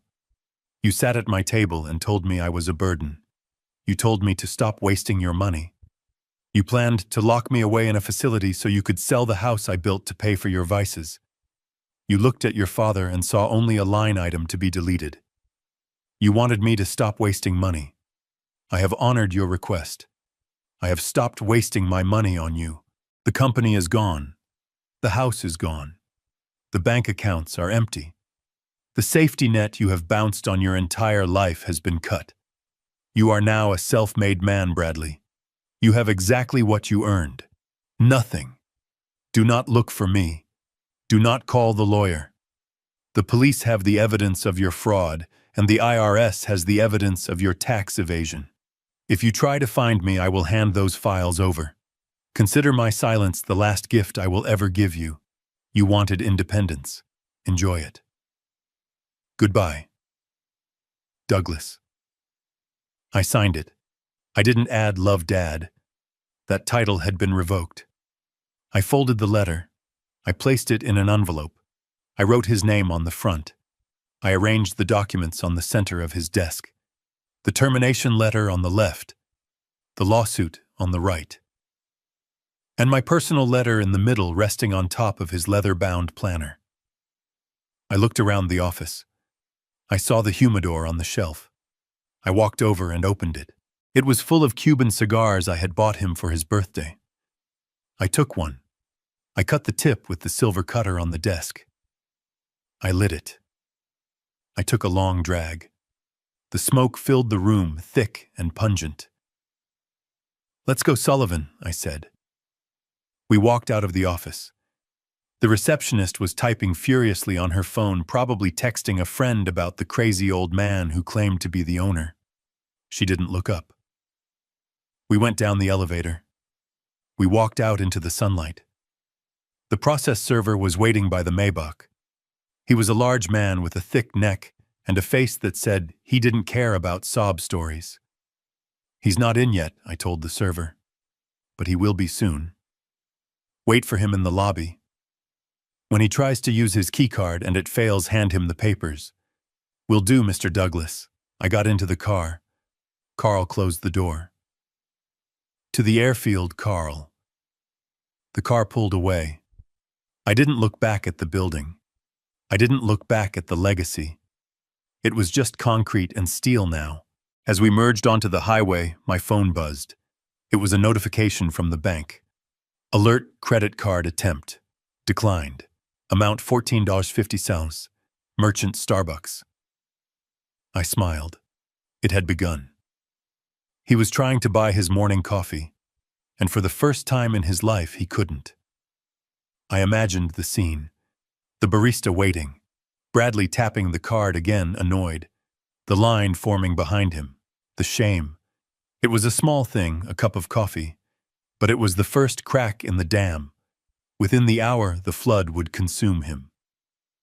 I settled back into the seat. The leather was soft. The ride was smooth. I was done writing letters. I was done signing papers. Now I was just a ghost with a private jet and a bottle of scotch waiting on ice. My son had wanted me to disappear. I was simply granting his wish. The drive from the industrial park back to the suburbs was the final leg of a journey that had lasted 40 years. Carl drove the Maybach with the smooth, silent precision of a man who knew his passenger was carrying the weight of the world, or perhaps the weight of shedding it. We didn't speed. There was no rush anymore. The papers were signed. The accounts were frozen. The fuse had been lit at the bank, and the bomb had been planted on Bradley's desk. Now I simply had to clear the blast radius. We pulled up to the curb a block away from the house. I told Carl to wait. I didn't want the neighbors to see the luxury car. I wanted my exit to be as pathetic and invisible as my presence had been for the last decade. I walked the final stretch to the driveway. The house stood there white and pristine, the lawn manicured by a service I paid for, the windows shining. It looked like a monument to success. It was actually a mausoleum for a dead family. I unlocked the front door. The house was silent. Monica was out, likely at the gym or getting her nails done, spending the last few dollars of credit she didn't know she no longer had. Leo was at school. Bradley was at this very moment likely staring at the locked glass doors of his office building, confused and beginning to panic. I stood in the foyer. I listened to the hum of the refrigerator in the kitchen. I listened to the ticking of the grandfather clock in the hall. These were the sounds of my life. I had bought that clock in London 30 years ago. I had bought the refrigerator when Leo was born, so they would have enough space for baby formula. Every object in this house, every stick of furniture, every rug, was a testament to my love for them. And they had looked at it all and seen only inventory. I walked to the guest room, my room, or as Monica called it, her future studio. I opened the door. The bed was made. The small suitcase I had packed over the weekend sat on the floor. It contained my old shirts, my worn-out trousers, the few toiletries I was allowed to buy with my allowance. I looked at the suitcase. It was the baggage of a dependent. It was the luggage of a man heading to a state-run facility to die. I didn't touch it. I left it right there in the middle of the floor. I walked to the closet. I took off the bespoke charcoal suit I had worn to the bank. I folded it carefully and placed it in the bag I had brought from the car. I put the old fraying cardigan back on. I put on the scuffed shoes. I wanted to leave this house exactly as the man they thought I was. I looked around the room one last time. There was nothing here I wanted. The books on the shelf, I had read them. The clothes, they were costumes. The only thing of value was the photograph of my wife on the nightstand. I picked it up. Her smile was frozen in time, capturing a moment from 30 years ago when we thought we were building a dynasty. I wondered what she would say if she were here. Would she beg me to stop, or would she be the one lighting the match? I tucked the photo into the inside pocket of my coat, next to my satellite phone and my passport. That was it. That was the sum total of what I was taking. A picture and my freedom. I walked out of the room. I didn't close the door. I wanted Monica to see the empty room and the abandoned suitcase when she came home. I wanted her to think just for a moment that I had dutifully marched myself off to the nursing home a day early to save them the trouble. I walked to the kitchen. I took the spare key to the house off my keyring. It was a small brass key. It had given me access to shelter, but never a home. I placed it on the center of the kitchen island. It sat there gleaming under the pendant lights. I didn't leave a note. I had written my letter to Bradley. Monica didn't deserve words. She deserved the silence that was coming for her. I walked out the front door. Out the front. I closed it softly. I heard the lock click. It was a mechanical sound, final and absolute. I didn't look back. I didn't look at the flower beds I had planted. I didn't look at the swing set in the backyard where I had pushed Leo when he was a toddler. Those memories were anchors, and I was cutting the chain. I walked down the driveway, my shoes crunching on the gravel. I walked past the mailbox that was stuffed with bills addressed to Bradley that he would never be able to pay. I walked to the corner where the Maybach waited. Carl opened the door.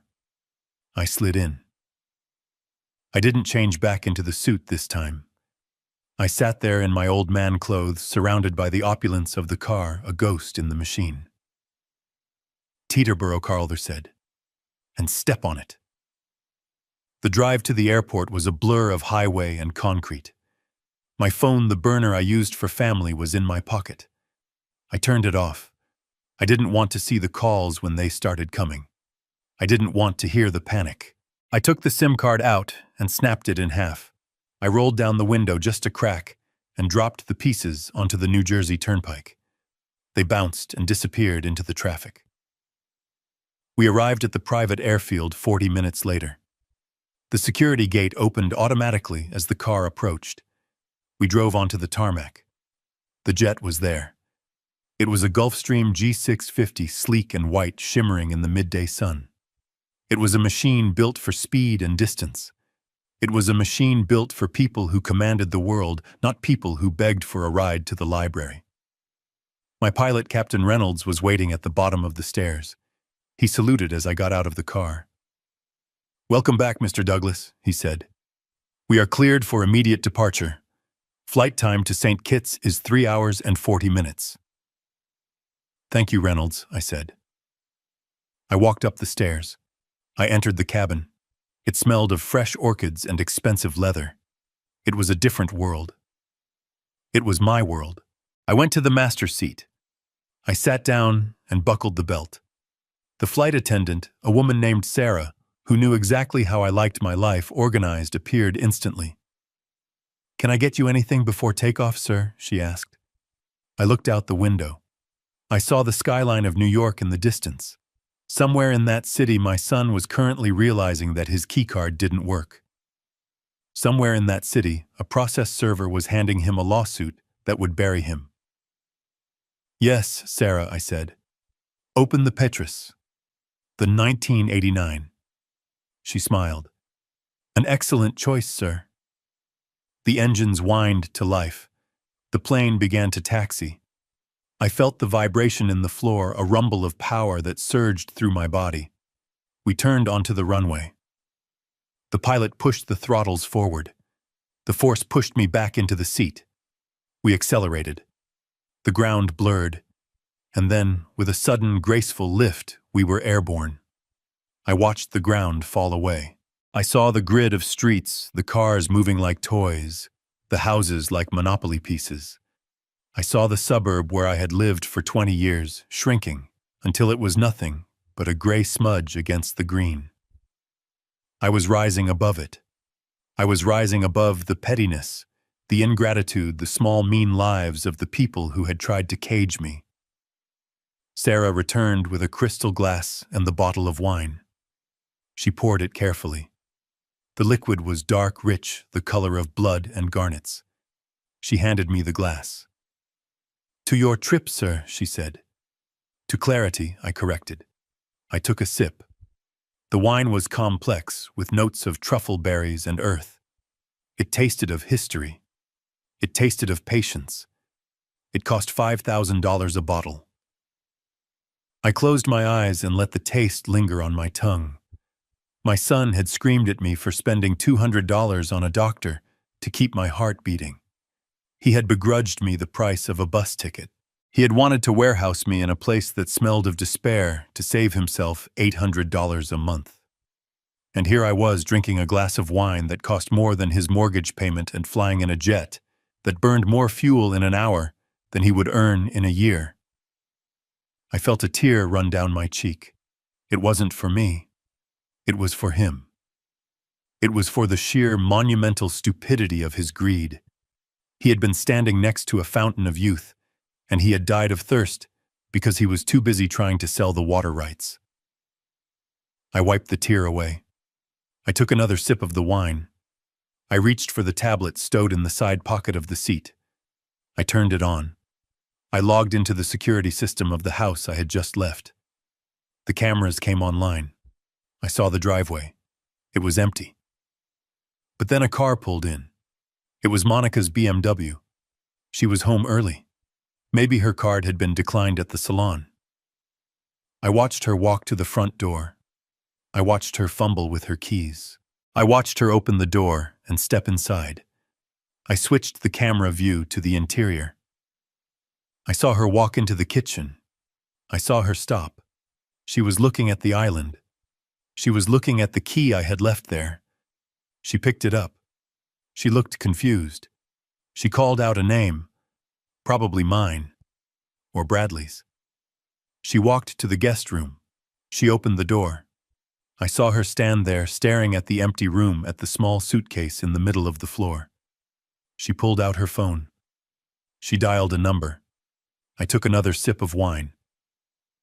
"Make the call, Monica," I whispered to the screen. "Call him. Tell him I'm gone. Tell him the old man vanished." But he won't answer. Because right now he is reading a letter that tells him he doesn't have a phone plan anymore. I turned off the tablet. I didn't need to watch the rest. I knew the script. I looked out the window at the clouds. They were white and fluffy, a floor of cotton beneath me. The sun was shining up here, bright and blinding. I was free. I had emptied the accounts. I had emptied the house.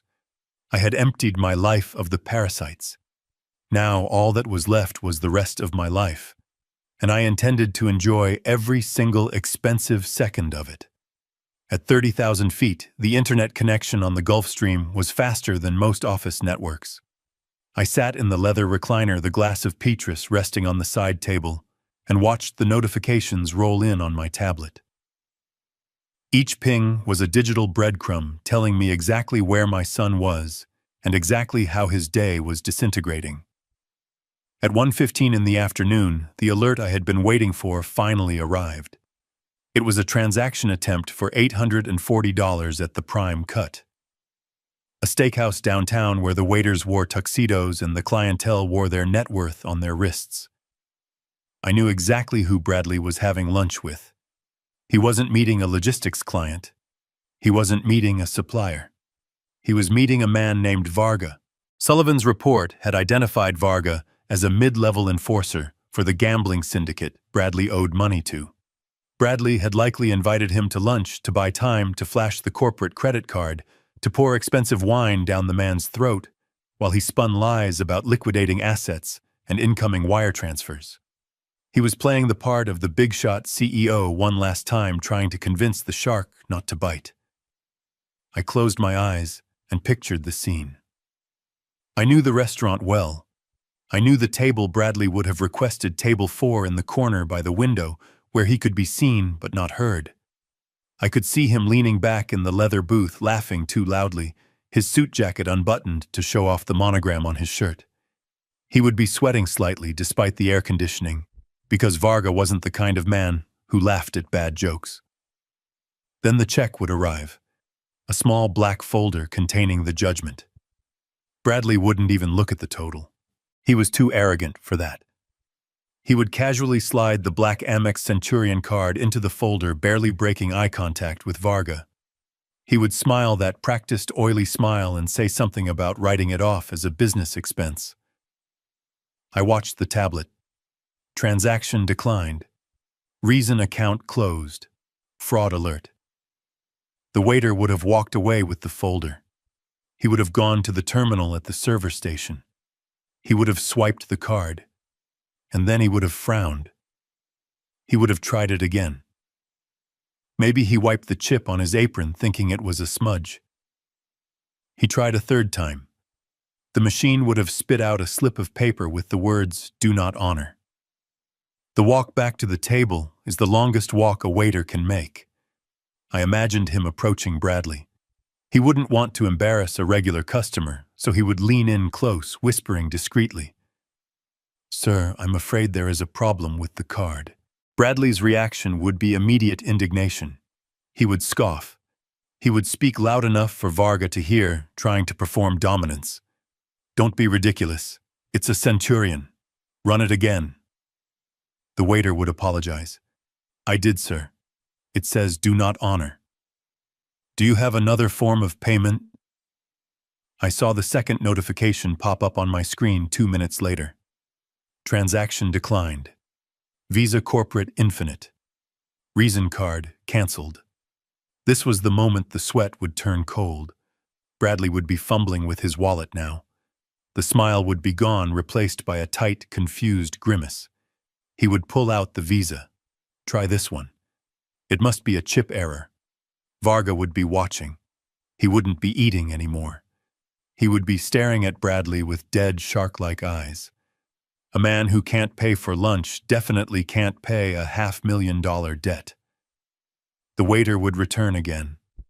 the shake of the head, the second decline. Now the panic sets in. The real panic. The kind that constricts the throat and makes the room spin. Bradley would be digging deep into the leather slots of his wallet. He would bypass the corporate cards now. He would reach for his personal debit card. The one linked to his savings. The one he used for his secret life. He had $40,000 in there yesterday. Plenty to cover a steak lunch. He would hand it over with a trembling hand. Just use my personal card. The bank must be updating the corporate system. I waited. The tablet refreshed. Transaction declined. Personal debit.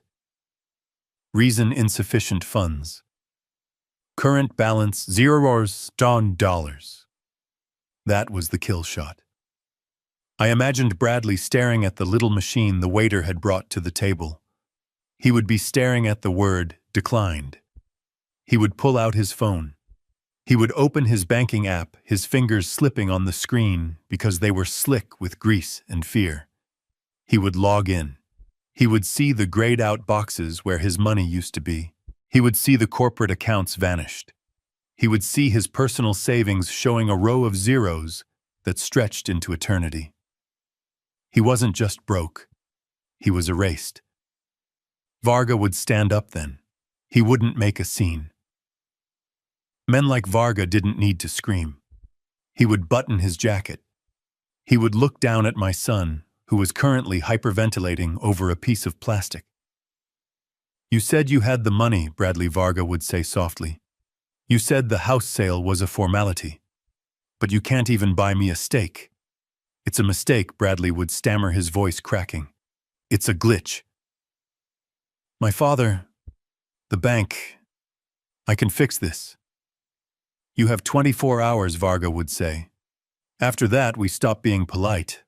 Varga would throw a $50 bill on the table for his share of the drinks and walk out, leaving Bradley alone with the bill, the waiter, and the ruin of his life. Bradley would be sitting there, the unpaid check for $800 staring him in the face. He couldn't pay it. He literally didn't have the money. He couldn't call the company accountant because the company didn't exist. He couldn't call Monica because she was spending money she didn't have. He couldn't call me because he thought I was packing a suitcase for the nursing home. He would have to do the unthinkable. He would have to leave collateral. I pictured him unclasping the Rolex Submariner from his wrist, the watch I gave him when he graduated business school. He would hand it to the manager, his face burning with a shame so hot it could melt steel. I'll come back for it, he would lie. I just need to sort out a wire transfer. He would walk out of the restaurant into the bright afternoon sun. He would reach for his car keys. He would walk to the parking garage where he kept the Range Rover. But the Range Rover wouldn't be there. I had instructed Sullivan to have the repo team waiting. The lease was in the company name. The company was in default. The GPS tracker would have led them right to him. Bradley would stand in the empty parking spot. No car, no money, no company, no friends. He would have to walk. He would have to walk through the city in his expensive suit, sweating, terrified, broke. He would have to walk to the office to figure out what was happening. But when he got to the office, he wouldn't find answers. He would find a process server waiting in the lobby with a stack of papers that weighed more than his conscience. I took a sip of the Petrus. The wine tasted like victory, but it had a bitter aftertaste. It was the taste of knowing that my son was currently feeling the same helplessness he had tried to inflict on me. He was standing on the precipice, and for the first time in his life there was no safety net. There was only the long, hard fall. I set the glass down. The tablet pinged again. Alert security system. Front door breach attempt. User Bradley. Access denied. He hadn't gone to the office. He had run home. He had run to safety. But safety had changed the locks. I zoomed in on the camera feed from the front porch. Bradley was there. He was banging on the door. He was shouting. He looked like a madman. His tie was crooked. His hair was wild. He was punching the keypad, trying his code over and over again. Invalid code. Invalid code. Invalid code. The house stood silent and impregnable. He was locked out of the kingdom. I watched him collapse onto the front step, burying his head in his hands. He was crying. He wasn't crying because he was sorry. He was crying because he was caught. He was crying because the toy had been taken away. I turned off the tablet. The show was over for now. The intermission was finished. The final act was about to begin, and it wasn't going to be a tragedy. It was going to be a lesson. I reclined the seat. The hum of the jet engines was a lullaby. I closed my eyes and drifted off to sleep, leaving my son on the doorstep of the life he used to own, waiting for a door that would never open again. I watched from 30,000 feet as the final stronghold of my son's arrogance crumbled. The security feed on my tablet was crystal clear, showing every bead of sweat on Bradley's forehead as he pounded on the mahogany front door of the house he believed was his. He looked like a man possessed, his expensive suit disheveled, his tie pulled loose, screaming at the wood and glass, as if volume alone could override the digital locks I had reprogrammed.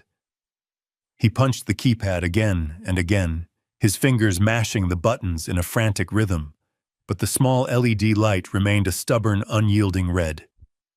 He kicked the door, leaving a scuff mark on the finish, a final act of vandalism against a property he had treated with contempt for years. He shouted for Monica. He shouted for me. He screamed that the system was broken, that the batteries were dead, that the world had gone mad. He didn't realize that the system was working perfectly for the first time in years. It was keeping the parasites out. Suddenly, the door opened. Bradley stumbled forward, relief washing over his face, thinking perhaps I had heard him or Monica had unlocked it. But the figure standing in the doorway was not his wife, and it certainly wasn't his elderly father. It was a man named Stone, the head of the private security firm Sullivan retained for high-risk asset protection. Stone was 6 feet 4 inches of muscle and professionalism, dressed in a tactical black uniform that made it very clear he was not a doorman. Behind him stood 2 other agents blocking the view of the foyer. Bradley froze, his mouth hanging open. "Who are you?" he demanded, trying to summon the authority of a CEO, but sounding more like a frightened trespasser. "Get out of my house. I'm calling the police." Stone didn't blink. He stepped out onto the porch, forcing Bradley to retreat down the steps. "You can call the police if you wish." Mr. Hughes, Stone said, his voice a deep rumble that carried easily to the camera's microphone. "But they will simply confirm what I am about to tell you. You are trespassing on private property." Trespassing.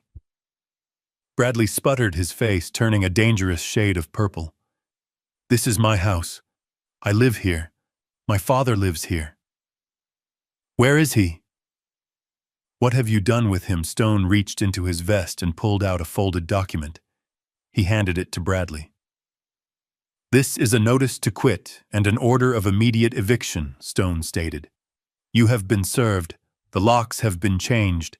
The security codes have been reset. You have exactly 1 hour to remove essential personal items under our supervision. Anything left after that hour will be cataloged and placed in storage at your expense." Bradley stared at the paper. He tried to read it, but his hands were shaking too hard. "This is insane," he yelled, tearing the paper in half and throwing it on the ground. "You can't evict me. I own this place. My name is on the deed. Or it will be. My father is incompetent. He doesn't know what he's doing." A black sedan pulled into the driveway behind Bradley. The door opened and Sullivan stepped out. He looked immaculate, calm, and utterly lethal. He walked up the driveway, stepping over the torn eviction notice as if it were a piece of trash. "Your father knows exactly what he is doing," Bradley Sullivan said, his voice cutting through the humid afternoon air. "And for the record, your name is not on the deed. It never was." Sullivan Bradley gasped, looking at the lawyer as if seeing a ghost. Thank God. Tell these goons to leave. My father he's having an episode. He's disappeared. I need to get inside to find his medication. Sullivan stopped in front of him. He didn't offer a hand. He didn't offer comfort. He opened his briefcase and pulled out a thick file bound in red tape. Your father isn't having an episode, Sullivan said coldly. He is having a moment of clarity. And as for the house, let's be very clear about the legal standing here. Sullivan pulled out a document and held it up for Bradley to see. It was the original deed of trust.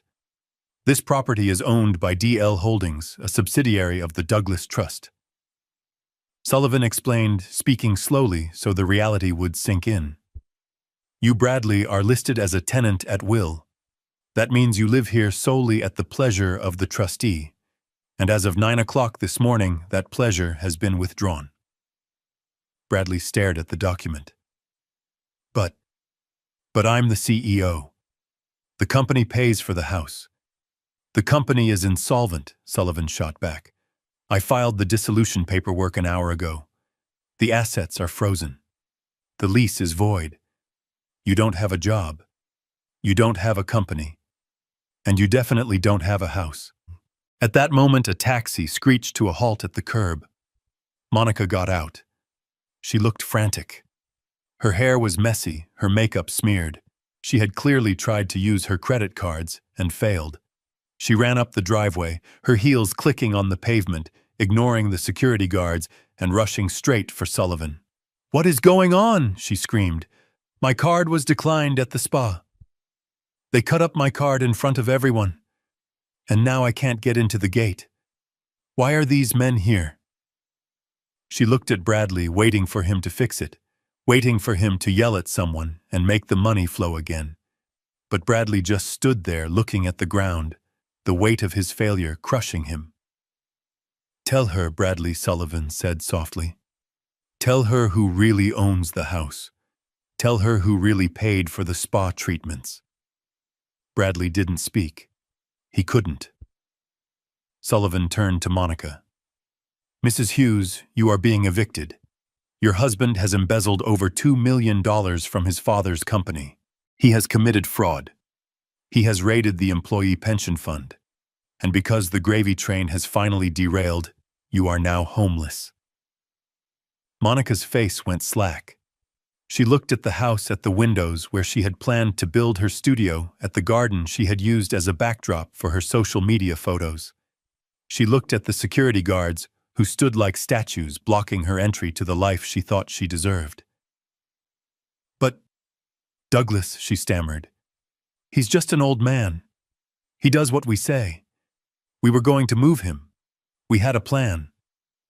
Sullivan laughed, a dry, humorless sound. "Douglas is the man who built this city while you were still learning to tie your shoes. He played the part of the fool to see if you had any decency. You failed the test." Sullivan threw another packet of papers at Monica's feet. "These are the divorce papers," he said, though he was bluffing slightly, merely delivering the financial ruin that would inevitably lead to it. Or rather, the asset seizure notices. The bank is repossessing your car, Monica, and your jewelry, and anything else purchased with stolen funds. Monica let out a wail that was pure, unadulterated selfishness. She didn't ask about Douglas. She didn't ask about the employees who had lost their pensions. She screamed about her things. "My studio," she shrieked. "My brand." "You can't do this." Sullivan checked his watch. "You have 45 minutes left to collect your essentials. I suggest you hurry. Mr. Stone here is very punctual, and once the time is up, the doors are bolted." He stepped aside, gesturing to the open door where the guards waited to escort them. It was the ultimate humiliation. They wouldn't be allowed to roam freely in the home they had treated as their kingdom. They would be watched. They would be monitored to ensure they didn't steal so much as a silver spoon.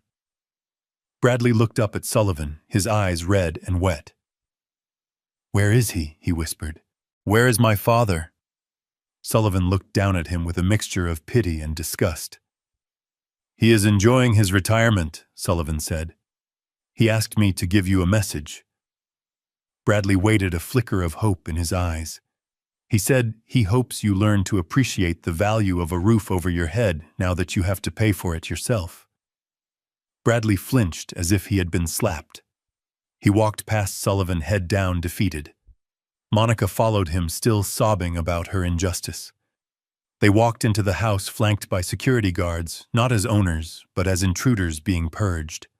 I watched on the tablet as they disappeared into the foyer. I saw them walk past the grandfather clock. I saw them walk past the guest room where I had left my empty suitcase. They were walking into a life of ruin, and I was flying away from it. I closed the video feed. The connection severed. The screen went black. It was done. The house was reclaimed. The leeches were removed. I looked out the window of the jet. The sun was setting, painting the sky in shades of purple and gold. I took a deep breath. For the first time in 10 years, I didn't have to worry about protecting my son from himself. I had let him fall. And the silence that followed was the most peaceful sound I had ever heard.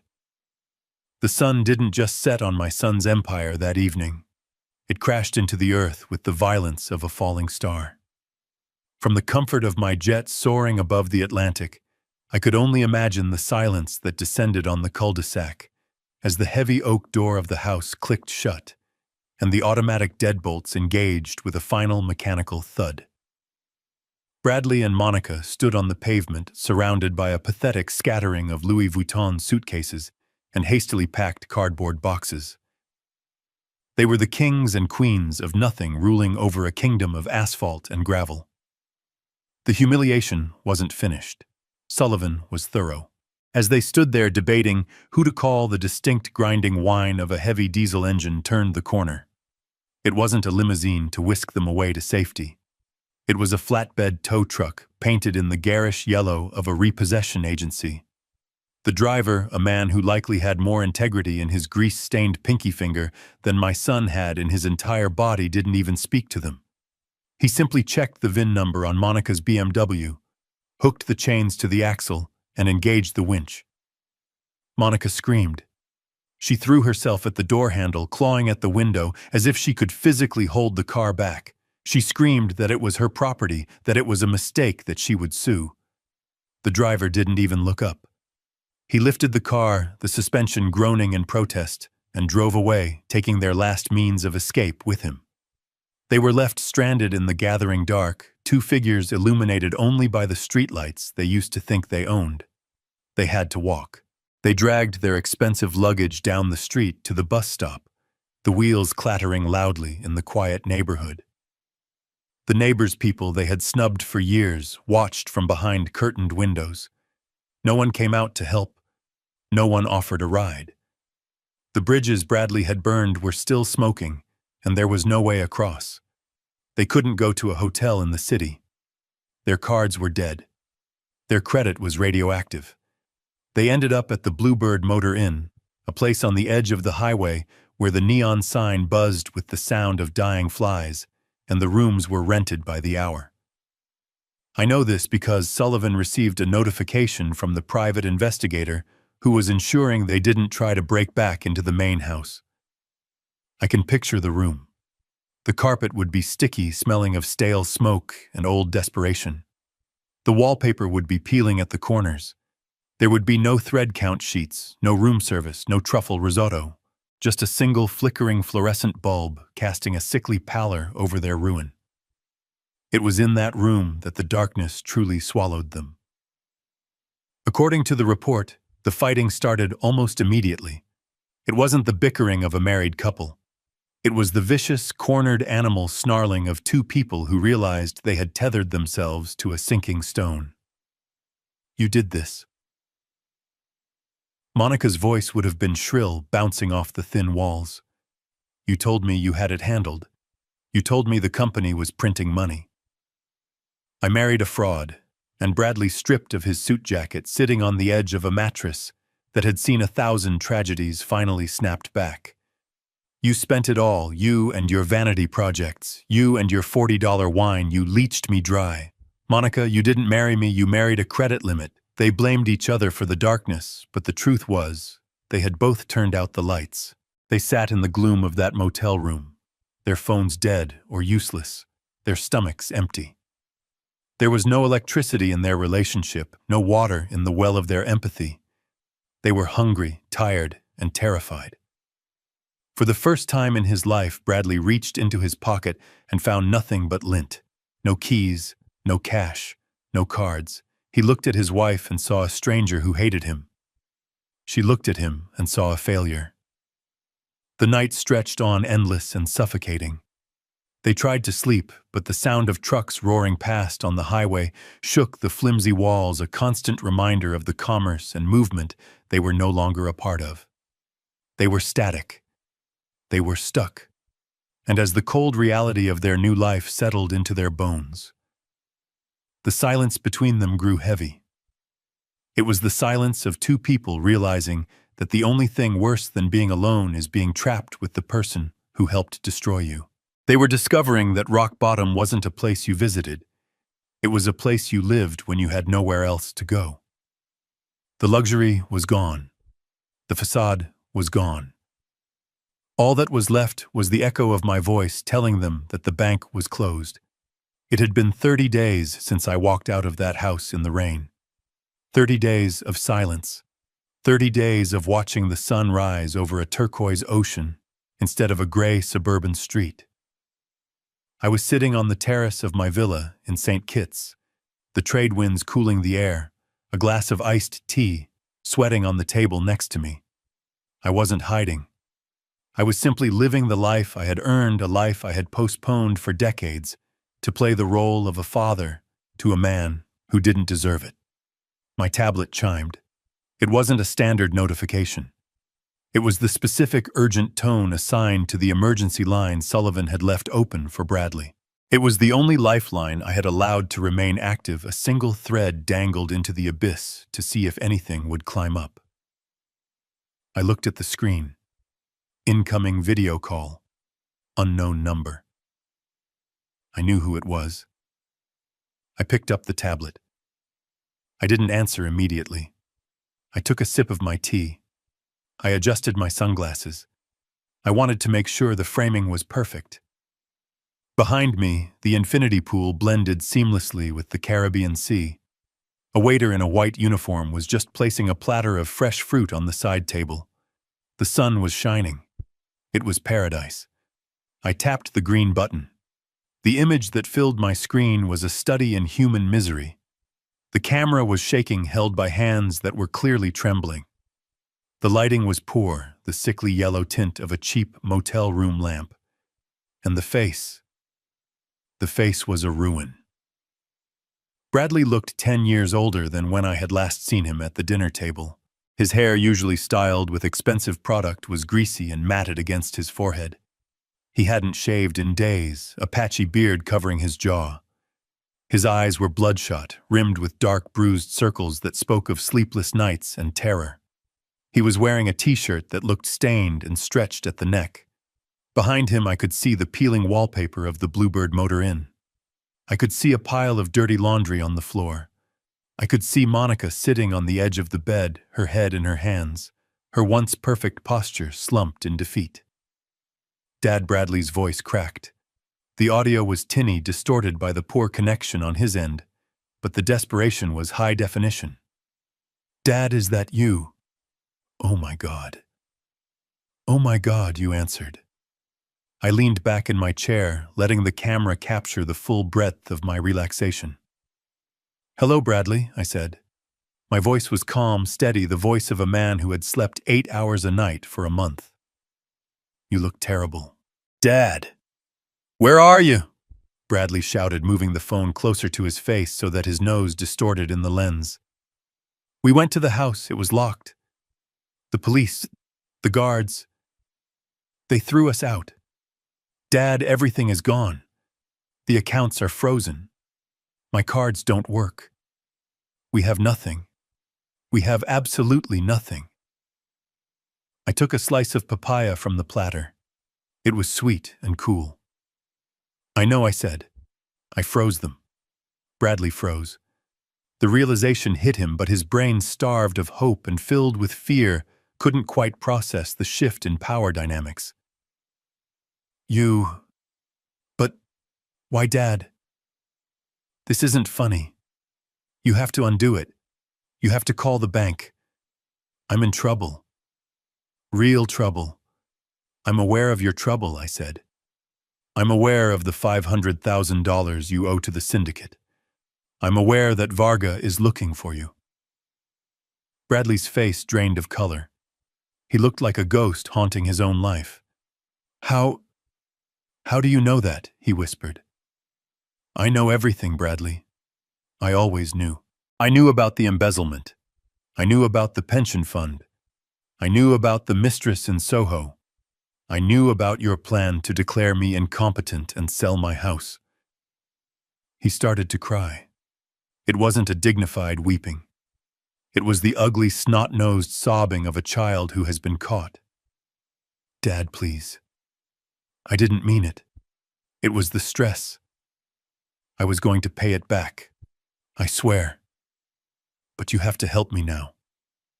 They found us. Varga's guys. They came to the motel yesterday. They gave me 48 hours.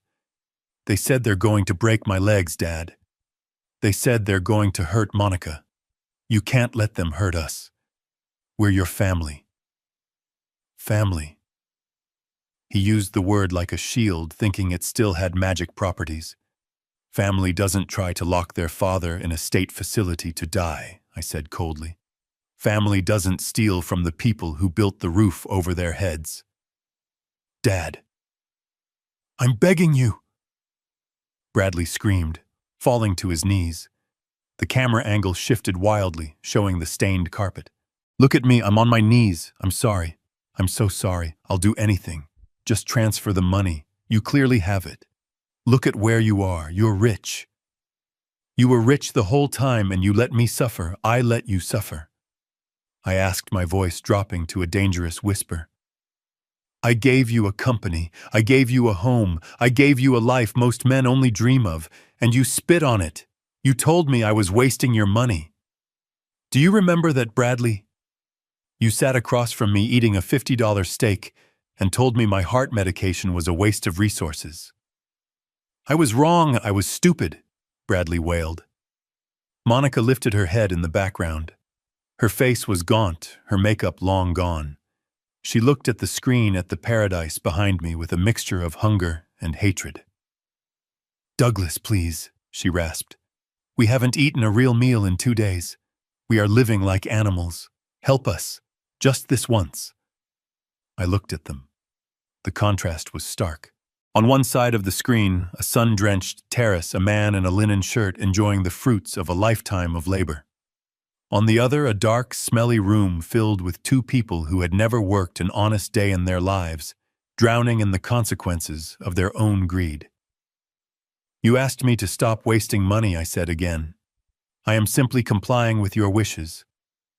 Sending money to you would be the ultimate waste. It would be throwing gold into a black hole. Dad. They are going to kill me, Bradley shrieked, pressing his face into the camera lens. Does that mean nothing to you? I looked at the ocean. I watched a sailboat cut through the water, white sails against the blue. It means something, I admitted.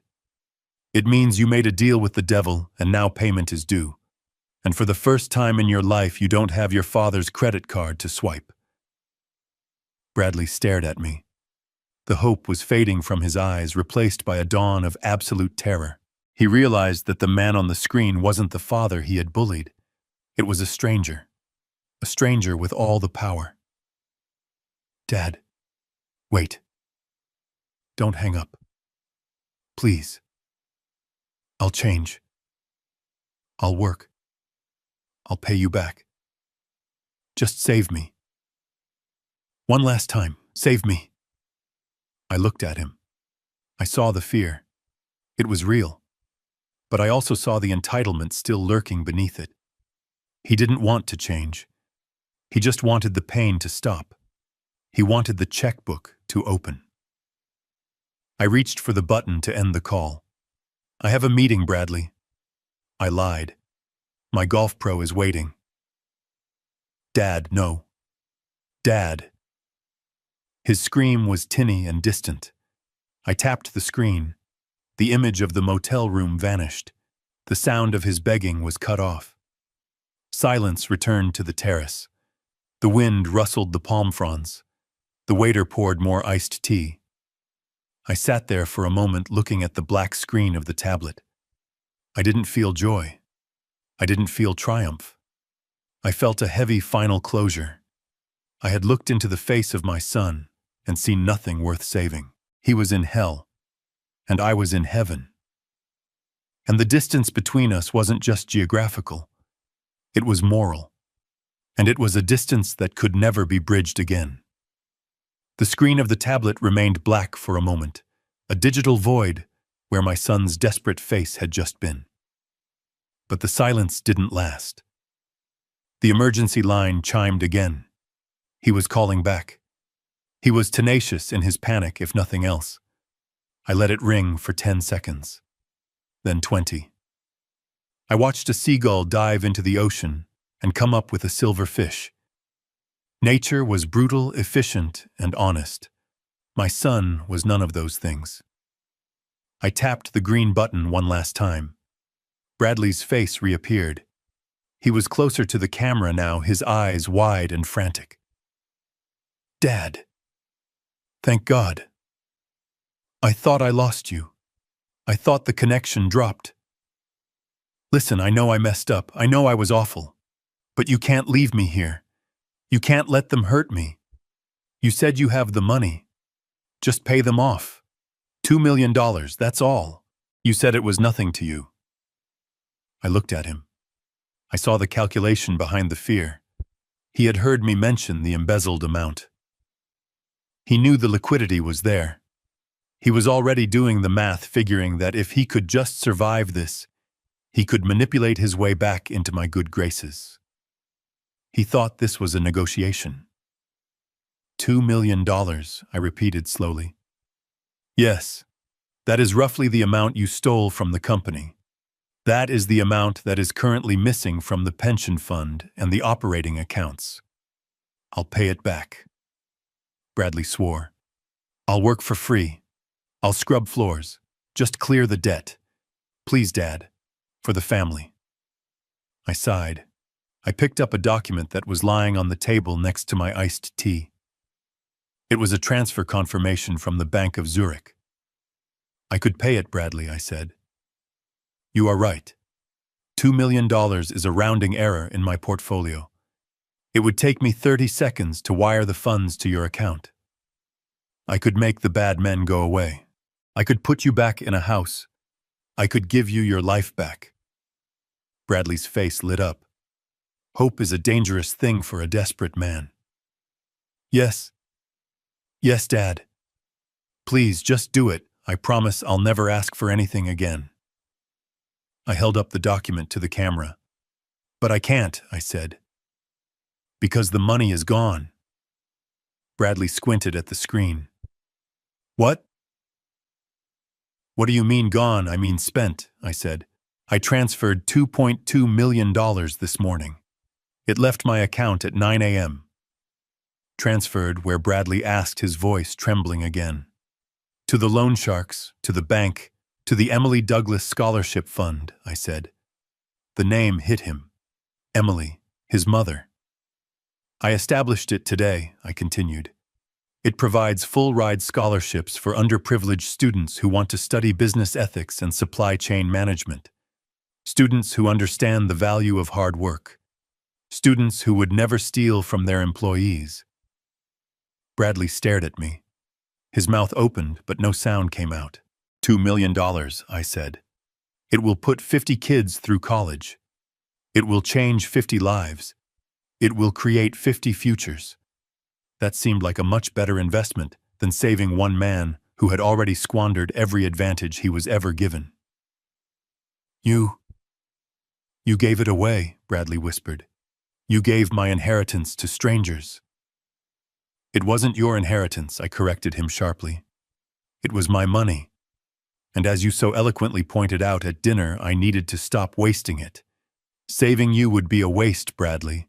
Investing in the future is not. But I'm your son, he screamed. I'm your flesh and blood, and they are the future, I said.